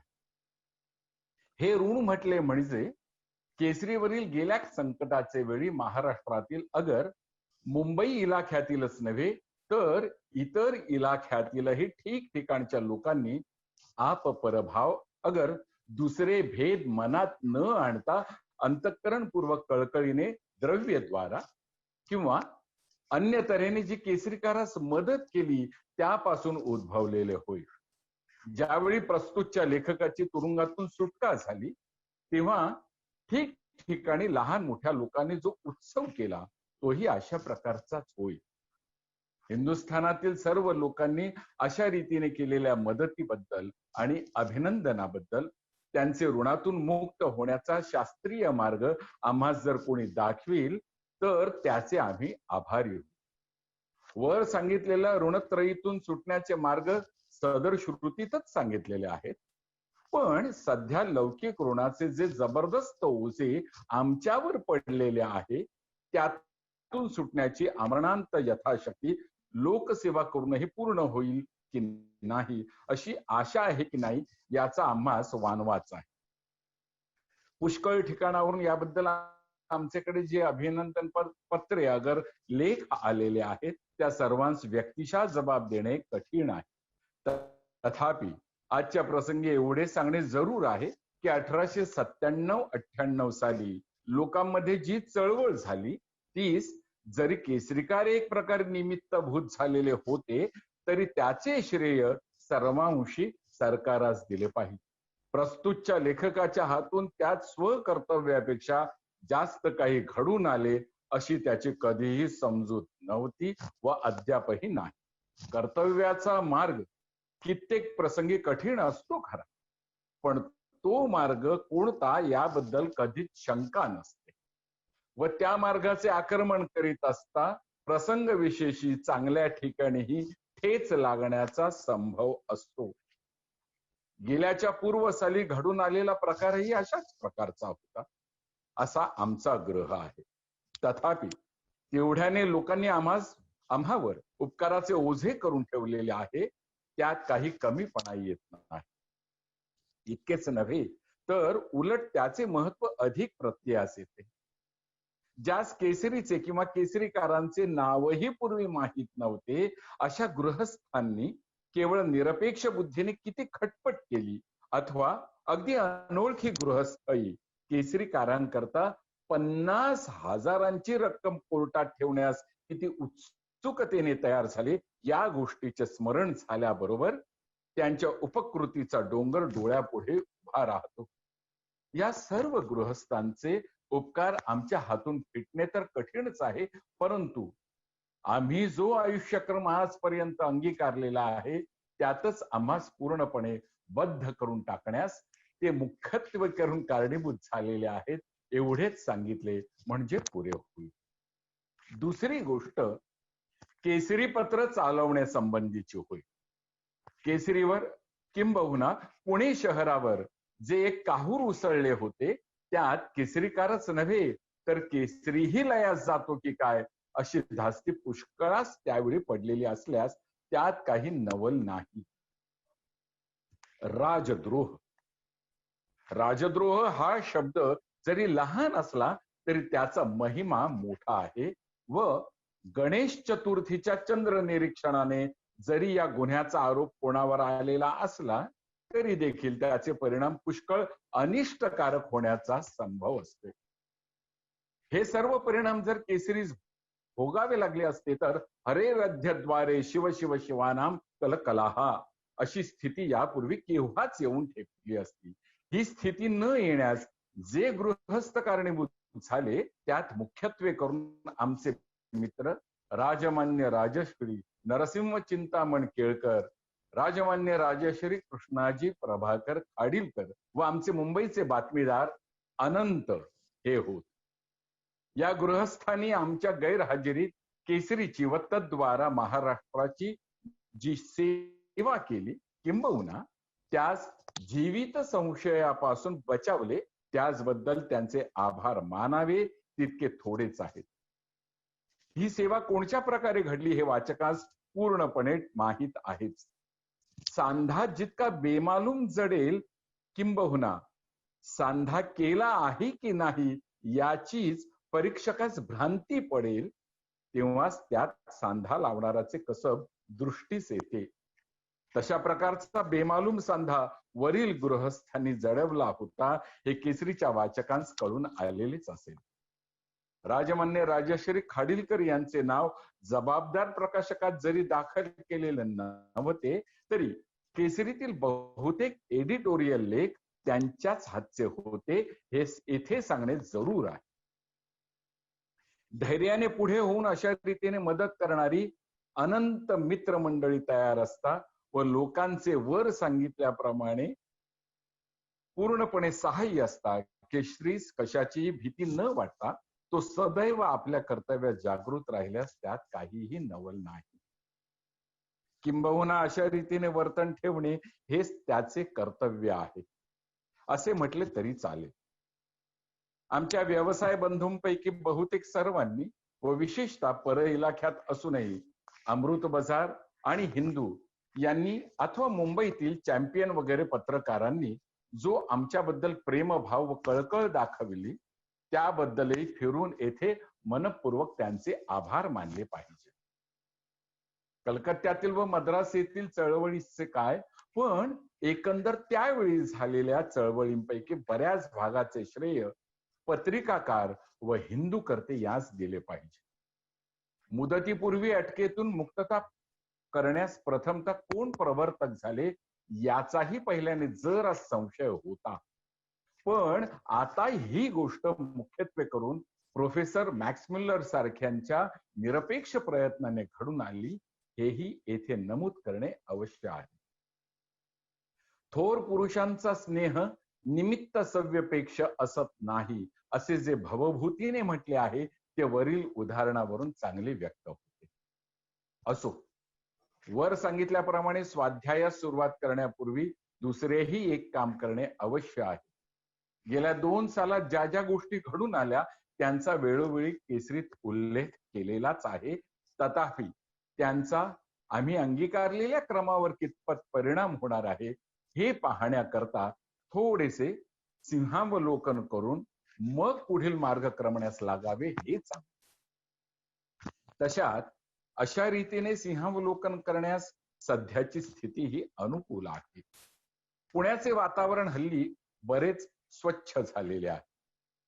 जुबिलीच्या रात्रीचे भयंकर कृत्य झाले त्याबद्दल सदर कृत्य करणाऱ्यास स्वकर्मानुरूप गती मिळून सरकारचा आमच्या शहरातील सर्व रहिवाशांवर आलेला वहीम आमच्या मते सर्वांशी दूर झाला असला पाहिजे. प्युनिटिव्ह पोलीसची आमच्या डोक्यावर आलेली गदा ही सुदैवाने परत फिरली आहे आणि प्लेगाने जरी आम्हा अद्याप सोडले नाही तरी एकंदरीत 1897 सालापेक्षा हल्लीचे वातावरण पुष्कळ निवळलेले आहे असे म्हटले पाहिजे. अशा बड्या वादातून आपली सुटका झाली त्याबद्दल परमेश्वराचे आभार मानून आपल्या गलबताची डोलकाठी, शीड, नाळ वगैरे सामान धड आहे की नाही याची चांगल्या नावाड्याने चौकशी करून मग आपला पुढील क्रम अंगीकारला पाहिजे. अशा दृष्टीने पाहिले म्हणजे वर्तमानपत्रकाराच्या स्वातंत्र्याची गेल्या 2 वर्षात बरीच हानी झालेली आहे असे दिसून येईल.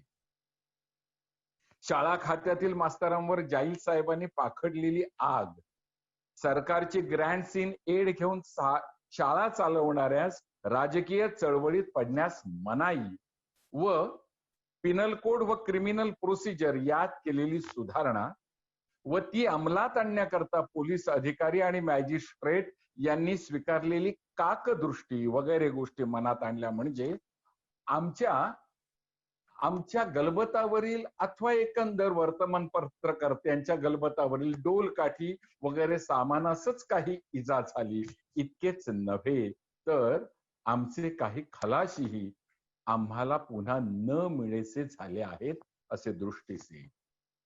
याखेरीज पिनल कोडातील दुरुस्तीने आमच्या मानेभोवतालची दोरी जास्त आवळली गेली आहे ती आहेच. अशा स्थितीत वर्तमानपत्रांच्या कर्णधारकत्वाचे काम पूर्वीपेक्षा जास्त जबाबदारीचे व जोखमीचे झाले आहे हे सांगावयास नकोच.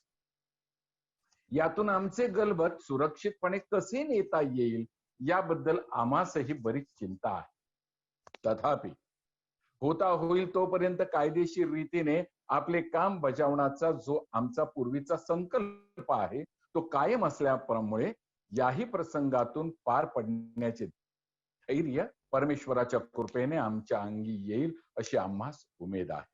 केसरीकारांनी कायद्याचे अतिक्रमण जाणून बुजून कधीच केलेले नाही व करण्याची त्यांची इच्छाही नाही. केसरीकार काही जहागीरदार नव्हेत किंवा संस्थानिक नव्हेत करिता इंग्रजी राज्य उलथून पाडण्यास जी साधने अवश्य पाहिजेत उदाहरणार्थ हत्यारे, माणसे वगैरे ती त्यास कधीही उपलब्ध होणे शक्य नाही. आमच्या सरकारास ही स्थिती समजत नव्हती किंवा समजली नसेल असे नाही, पण बुद्धीत कोणत्याही प्रकारच्या अभिनिवेशाचा एकदा संचार झालेला असला म्हणजे मग साध्या गोष्टीचाही अन्यथा विपर्यास होऊन त्या अन्य रूपानेच दिसू लागतात. सन 1897च्या पूर्वीचा राजद्रोहाचा कायदा काय होता हे इतरांस जितके अवगत होते तितकेच केसरी कारासही होते. व आमची अद्याप अशी समजूत आहे की आम्ही त्यावेळी जे लेख लिहिलेले आहेत ते सदर कायद्याने घातलेल्या मर्यादेच्या आतलेच आहेत, जेणेकरून राज्याला धोका येईल अथवा राज्याची उलथापालथ होऊ शकेल अगर सरकारची कायदेशीर सत्ता न जुमानण्यास लोकांस उत्तेजन मिळेल त्यास राजद्रोह म्हणावयाचे. असा पूर्वीच्या कायद्याप्रमाणे राजद्रोहाचा अर्थ होता असे आम्हीच नव्हे तर सर्व कायदे पंडित त्यावेळी समजत होते. किंबहुना ज्या इंग्रजी विद्वान कायदे पंडिताने पिनल कोडातील 124 हे कलम पहिल्याने घातले त्याने ही सदर कायदा पास होते वेळी कायदे काउन्सिलात अशाच रीतीने कलमाचा अर्थ आहे असे स्पष्टपणे बोलून दाखवले होते. एवढी जबरदस्त हमी मिळाल्यावर मग केसरीकाराच्या मनात या कायद्याच्या अर्थाबद्दल कधीही संशय येण्याचे कारणच नव्हते व त्याने आपले लेख सदर कायद्याच्या दृष्टीने कधीही राजद्रोही होऊ नयेत अशा बेताचेच लिहिलेले आहे. पण राजद्रोहाचे हे माप सरकारास पसंत नसल्यामुळे ते संकुचित करण्याचा त्यांचा बरेच दिवस संकल्प झालेला होता म्हणून म्हणा किंवा अन्य कारणाने म्हणा त्यास आमचे लेख भयंकर वाटू लागले.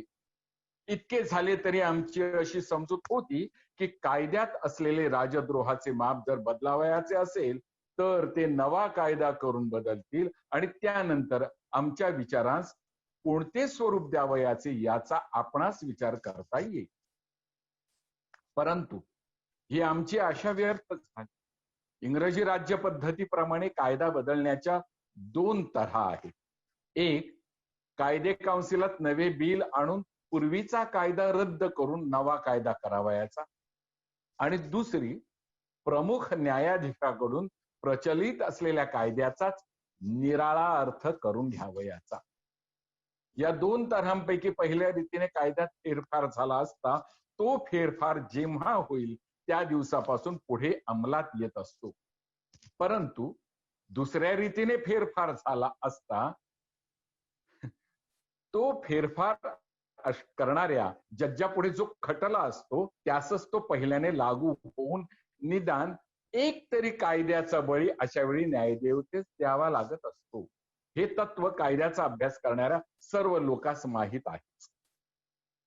प्रकृतस्थळी असाच प्रकार घडून आला हे विशेष सांगण्याची फारशी जरूर नाही. सरकाराने कायदे काउन्सिलात नवे बिल आणून राजद्रोहाचा कायदा जर पहिल्यांदाच बदलला असता तर केसरीकाराचा बळी घेण्याची काही आवश्यकता उरली नसती. कारण ज्यावेळी जसा कायदा असेल त्याप्रमाणे आपले वर्तन ठेवले पाहिजे हे केसरीकारास पूर्णपणे अवगत आहे. पण सरकारची मनोवृत्तीच तऱ्हेवाईक झालेली असल्यामुळे त्यावेळी प्रचलित असलेल्या कायद्याचा कोर्टामार्फत निराळा अर्थ करून घेऊन नंतर मग तो अर्थ दुसरा कोणी न्यायाधीश कबूल नाही अशा समजुतीने स्ट्रॅची साहेबांनी केलेल्या अर्थास पुन्हा नवा कायदा करून कायदेशीर स्वरूप देऊन घेतले. तात्पर्य काय? तात्पर्य कायदा बदलण्याच्या या 2 पद्धती वर सांगितलेल्या आहेत त्या दोन्हींचाही एका काळीच अंमल झाल्याने केसरीकारास व त्याबरोबर दुसऱ्या काही वर्तमानपत्रकारास वर सांगितल्याप्रमाणे कायद्याचे बळी व्हावे लागले. सरकार कायदे फिरवण्यास पूर्ण समर्थ आहे व प्रजेस ज्या ज्या वेळी जे जे कायदे असतील ते मानले पाहिजेत हे तत्व आम्हास पूर्णपणे मान्य आहे. आम्हास बेकायदेशीर कोणतीच गोष्ट करावयाची नाही. आजपर्यंत किंवा 1897 सालापूर्वी आम्ही जे लेख लिहिले ते त्यावेळेच्या कायद्याने जी मोकळीक दिली होती तिचा पूर्ण फायदा घेऊनच लिहिलेले होते. ती मोकळीक सरकारास जर फाजील वाटत होती तर त्यांनी तो कायदा रीतीप्रमाणे बदलून मग आम्ही नव्या कायद्याप्रमाणे चालतो की नाही हे बघावयाचे होते. पण तसे न करता आम्ही मोकळीक दिली तिचा अर्थ जरी अमुक होतो असे स्पष्टपणे कायदे काउन्सिलात सांगितले तरी आमच्या मनातील अर्थ निराळा होता.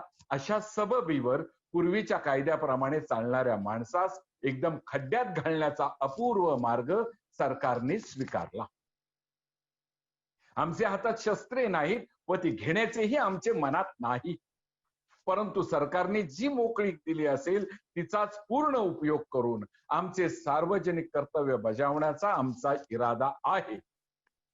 सरकार आम्हास किती मोकळीक देते ते सरकारने एकदा इमाने इतपारे आम्हास सांगावे, म्हणजे आम्ही त्याप्रमाणे वागू. आम्हा ज्या काही गोष्टी कर्तव्य आहेत त्या राजद्रोहाच्या नाहीत. त्या शब्दाने कशा व्यक्त करावयाच्या एवढ्याच बद्दल काय तो वाद आहे. त्याकरिता ही मर्यादा जर सरकार एकदा कायमची ठरविल तर त्यात आमचे हितच आहे. मर्यादा कितीही संकुचित असली तरी त्याची आम्ही काळजी करत नाही. उलट आमची अशी समजूत आहे की संकुचित मर्यादेवरच आपले सर्व विचार व्यक्त करणे यातच जास्त कसब आहे.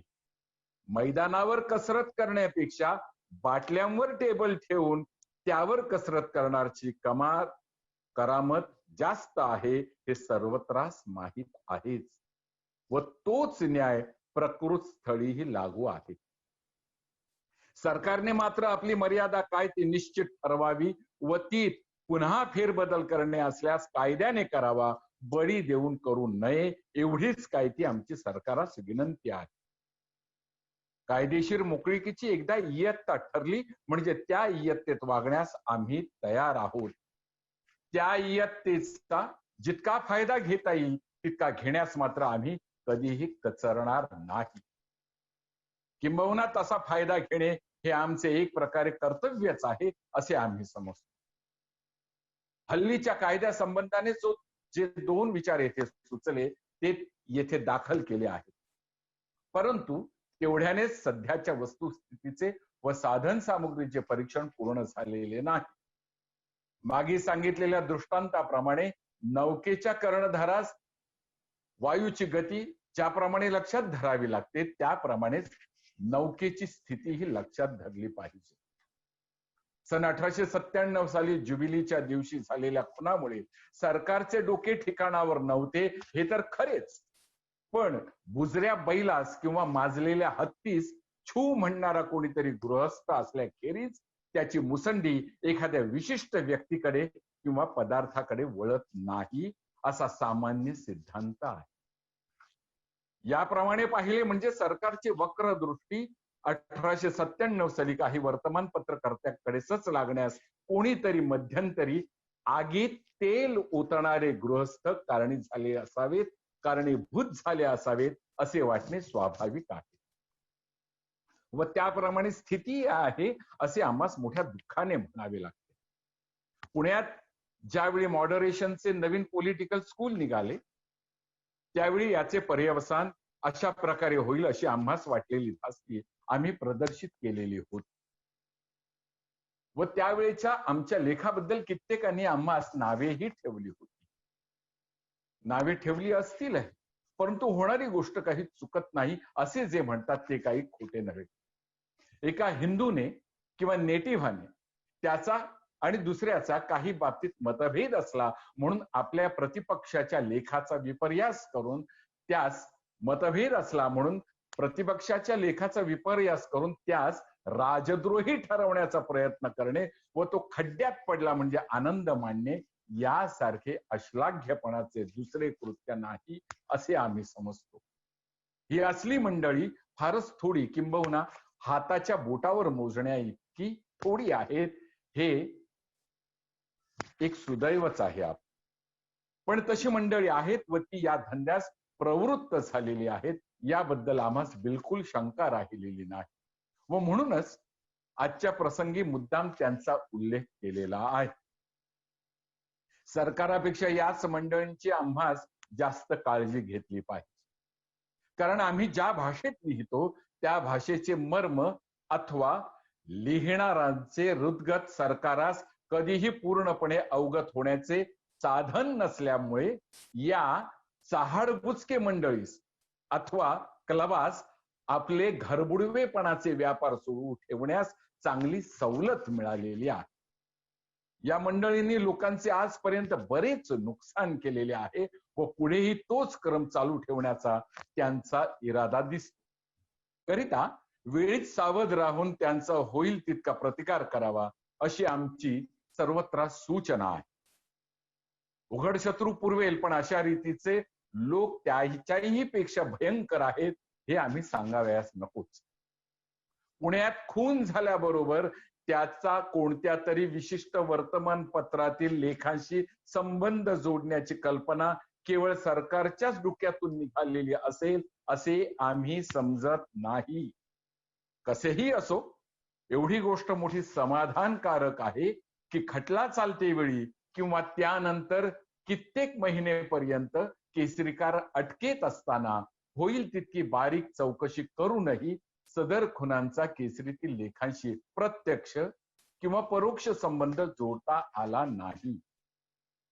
या अनुभवावरून तरी आमचे सरकार शहाणे होऊन वर सांगितलेल्या आगीत तेल ओतणाऱ्या गृहस्थांची खरी योग्यता त्यास कळून येईल अशी आम्हास आशा आहे.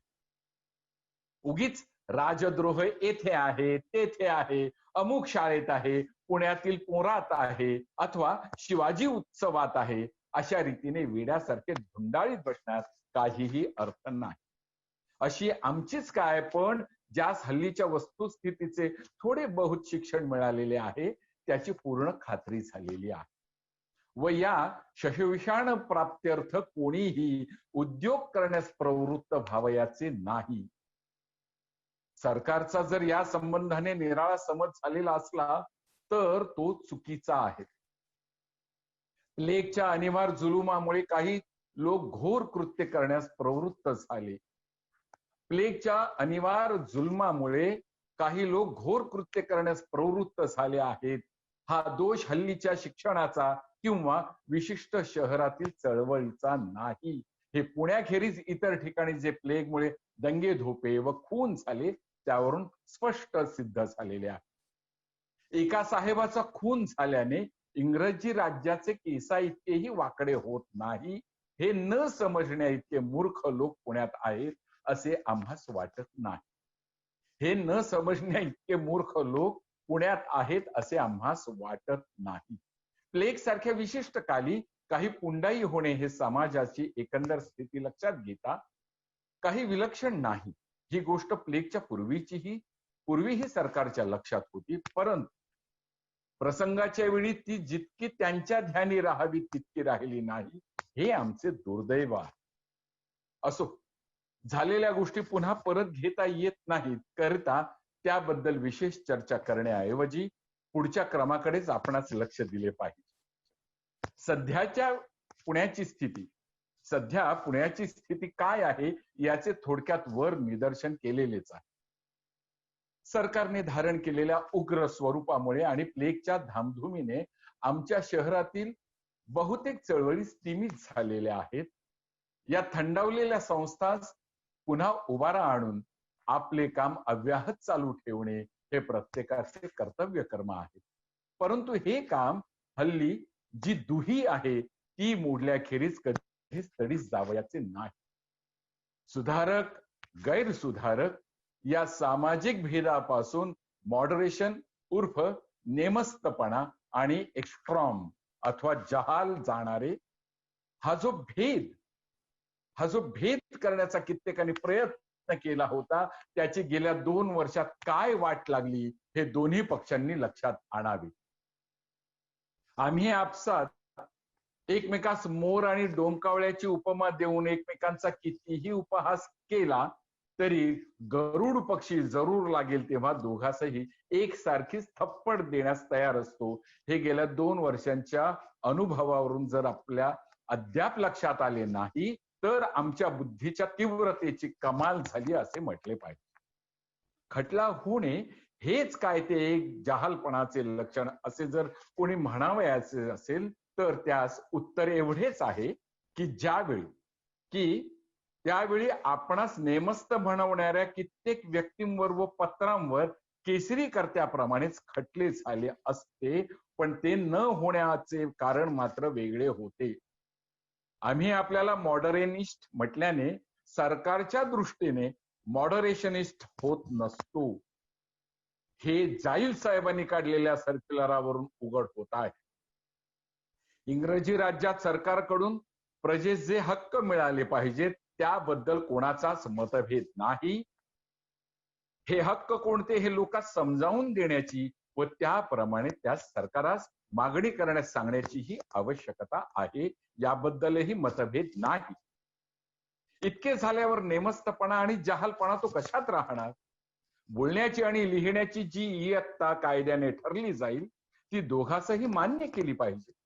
आता भेद राहिला तो इतकाच की लोकांस कोणते हक्क मिळाले पाहिजेत याबद्दल त्यांची व सरकारची समजूत घालण्यात जो एकनिष्ठपणा दाखवला पाहिजे तो ठेवावयाचा, किंवा एखाद्या सरकारी अधिकाऱ्याची गैरमर्जी झाली किंवा होईल म्हणून भीतीने आम्हा जी गोष्ट खरी वाटत आहे ती कायदेशीर रीतीने बोलल्याबद्दलही क्षमस्व परमेश्वर म्हणून प्रार्थना करून मोकळे व्हावयाचे.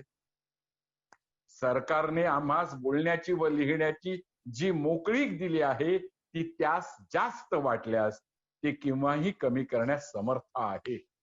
परंतु ज्या काली कायद्याप्रमाणे जितकी मोकळीक दिलेली असेल तिचा पूर्ण फायदा घेऊन लोकमत जागृत करण्याचे व सरकारापाशी आम्ही मागत असलेल्या हक्कांचे समर्थन करण्याचे जे काम आम्ही पत्करले आहे ते काम निर्भयपणे चालवणे आम्हास जरूर आहे. आणि त्यात नेमस्तक आणि जहाल असे भेद करणे म्हणजे आज जी पेस पिण्यास मिळत आहे ती तही आणखी पाणी ओतून वाह वाह ही काय गुळचट झाली आहे असे म्हणून मिटक्या मारीत बसण्यासारखे. हा मार्ग पसंत नाही हे फार महत्वाचे.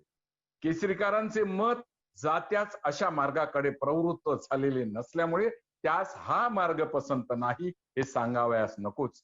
पण विचारदृष्ट्या तरी हा ग्राह्य ठरतो की काय याचा लोकांनी संथपणे विचार करून आज 2 वर्षे उच्छिन्न झालेल्या संस्था हल्लीच्याच कायद्याप्रमाणे का होईना पण होईल तितक्या नेटाने चालवाव्या अशी त्यास आमची प्रार्थना आहे. पुण्याचे जे काही गेल्या 2 वर्षात नुकसान झाले आहे त्यास आपसातील दुही बऱ्याच अंशी कारण झालेली आहे. बरं, वर सांगितलेल्या आगीत तेल ओतणाऱ्या मंडळींचा उद्भवही परंपरेने या दुहीपासूनच झालेले आहे असे म्हणण्यास हरकत नाही. ही मंडळी फार थोडी आहेत पण ती कुठेही असली तरी त्याबद्दल सर्वांनी एकसारखीच तिरस्कार बुद्धी दाखवली पाहिजे. अमुक लोक आमच्यापेक्षा जरा नेटाने काम करणारे आहेत म्हणून अथवा त्यांच्या मागण्या सरकारास आवडण्यासारख्या नाहीत म्हणून ते राजद्रोही आहे अशा प्रकारचा आपल्या मनाचा खोटाच समज करून घेऊन एकमेकांपासून अलिप्त राहण्याची जी तऱ्हा निघालेली आहे ती मोडून टाकून निदान ज्या प्रकरणी मतैक्य आहे त्या प्रकरणी तरी एकत्र जमून सर्वांनी एकत्र मिळून एक दिशेने उद्योग करणे हे हल्लीच्या स्थितीत पुणेकरांचे पहिले कर्तव्य होईल. अमक्याने अमक्याचे अभिनंदन केले नाही की घे टाइम्स कडे धाव अशा तऱ्हेचा मूर्खपणाचा बाजार माजवण्यात धन्यता मानून घेण्याचे आम्ही सोडून गेले पाहिजे.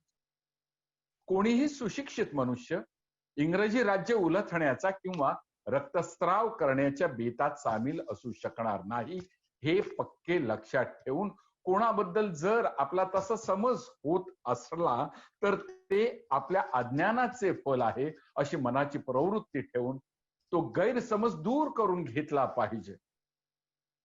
मतभेद पुष्कळ बाबतीत असू शकेल व खुळचट लोकही सर्व पक्षात व सर्व ठिकाणी आढळण्यात येतील. एका हाताचीच बोटे घेतली तर ती सारखी नसतात. पण खाणे पिणे वगैरे सर्व व्यवहार करण्याचे वेळी त्या सर्व बोटांचे सहाय्य लागते. हाच न्याय हल्लीच्या प्रसंगीही सर्वांनी लक्षात ठेवला पाहिजे. सामाजिक सुधारणा वगैरे गोष्टी करताना तुम्ही काही लिहिले किंवा बोलले तर त्याबद्दल सरकारास काही फारशी पर्वा नाही. परंतु राजकीय बाबतीत कोणी काही बोलले की सरकाराचे मन तेव्हा संशयग्रस्त होऊन दृष्टी ही कावरी बावरी होऊ लागते. अशा वेळी सर्वांनी एकनिष्ठपणाने व एक दिलाने वागून आम्ही आमच्यापैकी कोणी कोणतीही योग्य मागणी केलेली असल्यास ती बरोबर आहे असे सरकारास भासवण्यास झटले पाहिजे. त्यावेळी इतर मतभेद मनात आणून ती अमक्याने केली म्हणून वाईट, अशा प्रकारे ती हाणून पाडणे कोणासही श्रेयस्कर नाही. राजकीय हक्कच आम्हास नकोत अशी ज्यांची समजूत असेल अथवा ज्या सामाजिक सुधारणा झाल्यावर मग राजकीय हक्कांकडे वळावे असे ज्याचे मत असेल त्यास कदाचित अशा प्रकारची कृती योग्य वाटण्याचा संभव आहे. पण हे मत जोपर्यंत ग्राह्य ठरलेले नाही व ठरण्याचाही विशेष संभव नाही तोपर्यंत सर्वांनी मिळून काँग्रेस सारख्या संस्थेने आमच्या मनात ज्या आशा उत्पन्न केलेल्या आहेत त्या सफल करण्याच्या उद्योगास हरेक प्रकारे लागले पाहिजे हे मत. केसरीकरांनी आजपर्यंत हे मत अंगीकारले आहे व ते हल्लीच्या कायद्याच्या दृष्टीने त्यात जितका फेरफार करणे त्यास अवश्य आहे तितका करून पुढे चालू ठेवण्याचा त्यांचा इरादाही आहे. आपले अंतःकरण जोपर्यंत शुद्ध आहे तोपर्यंत कशाचीही भीती बाळगण्याची जरूर नाही. उंदीर घुशींचा कधी उपद्रव होतो म्हणून घर बांधण्याचे सोडून देता कामा नये असे जे पंतांचे म्हणणे आहे तेच यथार्थ होय. आणि आमची अशी उमेद आहे की हे काम करण्यास ज्या ऐक्याची आवश्यकता आहे ते पुन्हा पुणेकरांस प्राप्त होऊन त्यांच्या नैसर्गिक बुद्धीचे व हुशारीचे योग्य फल निदान महाराष्ट्रातील तरी लोकांस पुन्हा घ्यावयास सापडेल. असो, वाढता वाढता हा लेख बराच लांबला, परंतु संपण्यापूर्वी ज्या आश्रयदात्यांच्या मदतीने केसरीस आजची स्थिती आलेली आहे व ज्यांनी खडतर प्रसंगीही त्यास आश्रय देण्याचे सोडून दिले नाही इतकेच नव्हे तर उलट जास्त मदत केली त्यांचे मनपूर्वक आभार मानले पाहिजे. केसरीचा प्रसार पूर्वीपेक्षाही आता बराच जास्त होत आहे. याचे कारण आमचे आश्रयदात्यांचीच मेहरबानी होईल व आमची अशी आशा आहे की त्यांनी दिलेला हा आश्रय उत्तरोत्तर वाढत जाण्यासारखी लोकसेवा आमच्या हातून घडून येऊ. अपरितोषात विदुषाम न साधो मन्ये प्रयोग विज्ञानम अशी जी कवी कुलगुरूची उक्ती आहे ती सर्वत्र सारखीच लागू पडते.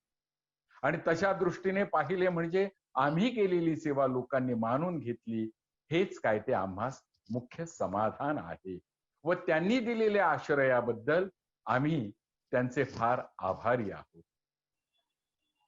ईश्वर करो आणि त्यांच्या आमच्यातील संबंध असाच कायम राहो एवढीच शेवटी प्रार्थना करून हा बराच लांबलेला लेख पुरा करतो. धन्यवाद प्रमोदजी. एका धन्यवाद. अतिशय अप्रतिम अशा कार्यक्रमात आपण आज सगळे सहभागी झालो. गेले 2 तास हा कार्यक्रम चाललेला आहे आणि ज्यांना या कार्यक्रमात आज सहभागी होता आलं नाही त्यांना हा कार्यक्रम यानंतर लवकरच YouTubeवर पुन्हा एकदा पाहता येण्याची संधी आहे. या कार्यक्रमासाठी ज्यांनी सहकार्य केले ते Lokmanya multipurpose cooperative society limited, Gravitas corp, BG Chitale dairy, the Tilak chronicle, Pimpri Chinchwad education trust आणि स्टोरीटेल या सगळ्यांचे तर आम्ही मनापासून आभार मानतो. पण गेले 2 तास आपण जो टिळक गजर करत आहोत त्याबद्दल चंद्रकांत काळे, सचिन खेडेकर, गिरीश कुलकर्णी, अजित भुरे आणि प्रमोद पवार यांचेही लोकसत्ताच्या वतीनं मनापासून आभार. इतक्या तालेवार कलाकारांकडून लोकमान्यते शब्द त्या ताकदीनं आणि त्या दर्जानं व्यक्त होणं हेच या कार्यक्रमाचं खरं वेगळेपण आणि वैशिष्ट्य आहे असं म्हणायला पाहिजे. देशा परदेशातून प्रचंड मोठ्या संख्येने या कार्यक्रमात सहभागी झालेल्या लोकसत्ताच्या वाचकांचेही मनापासून आभार. आता कार्यक्रम आपण संपला असे जाहीर करूयात आणि थांबूयात. सर्वांचे पुन्हा एकदा मनापासून धन्यवाद.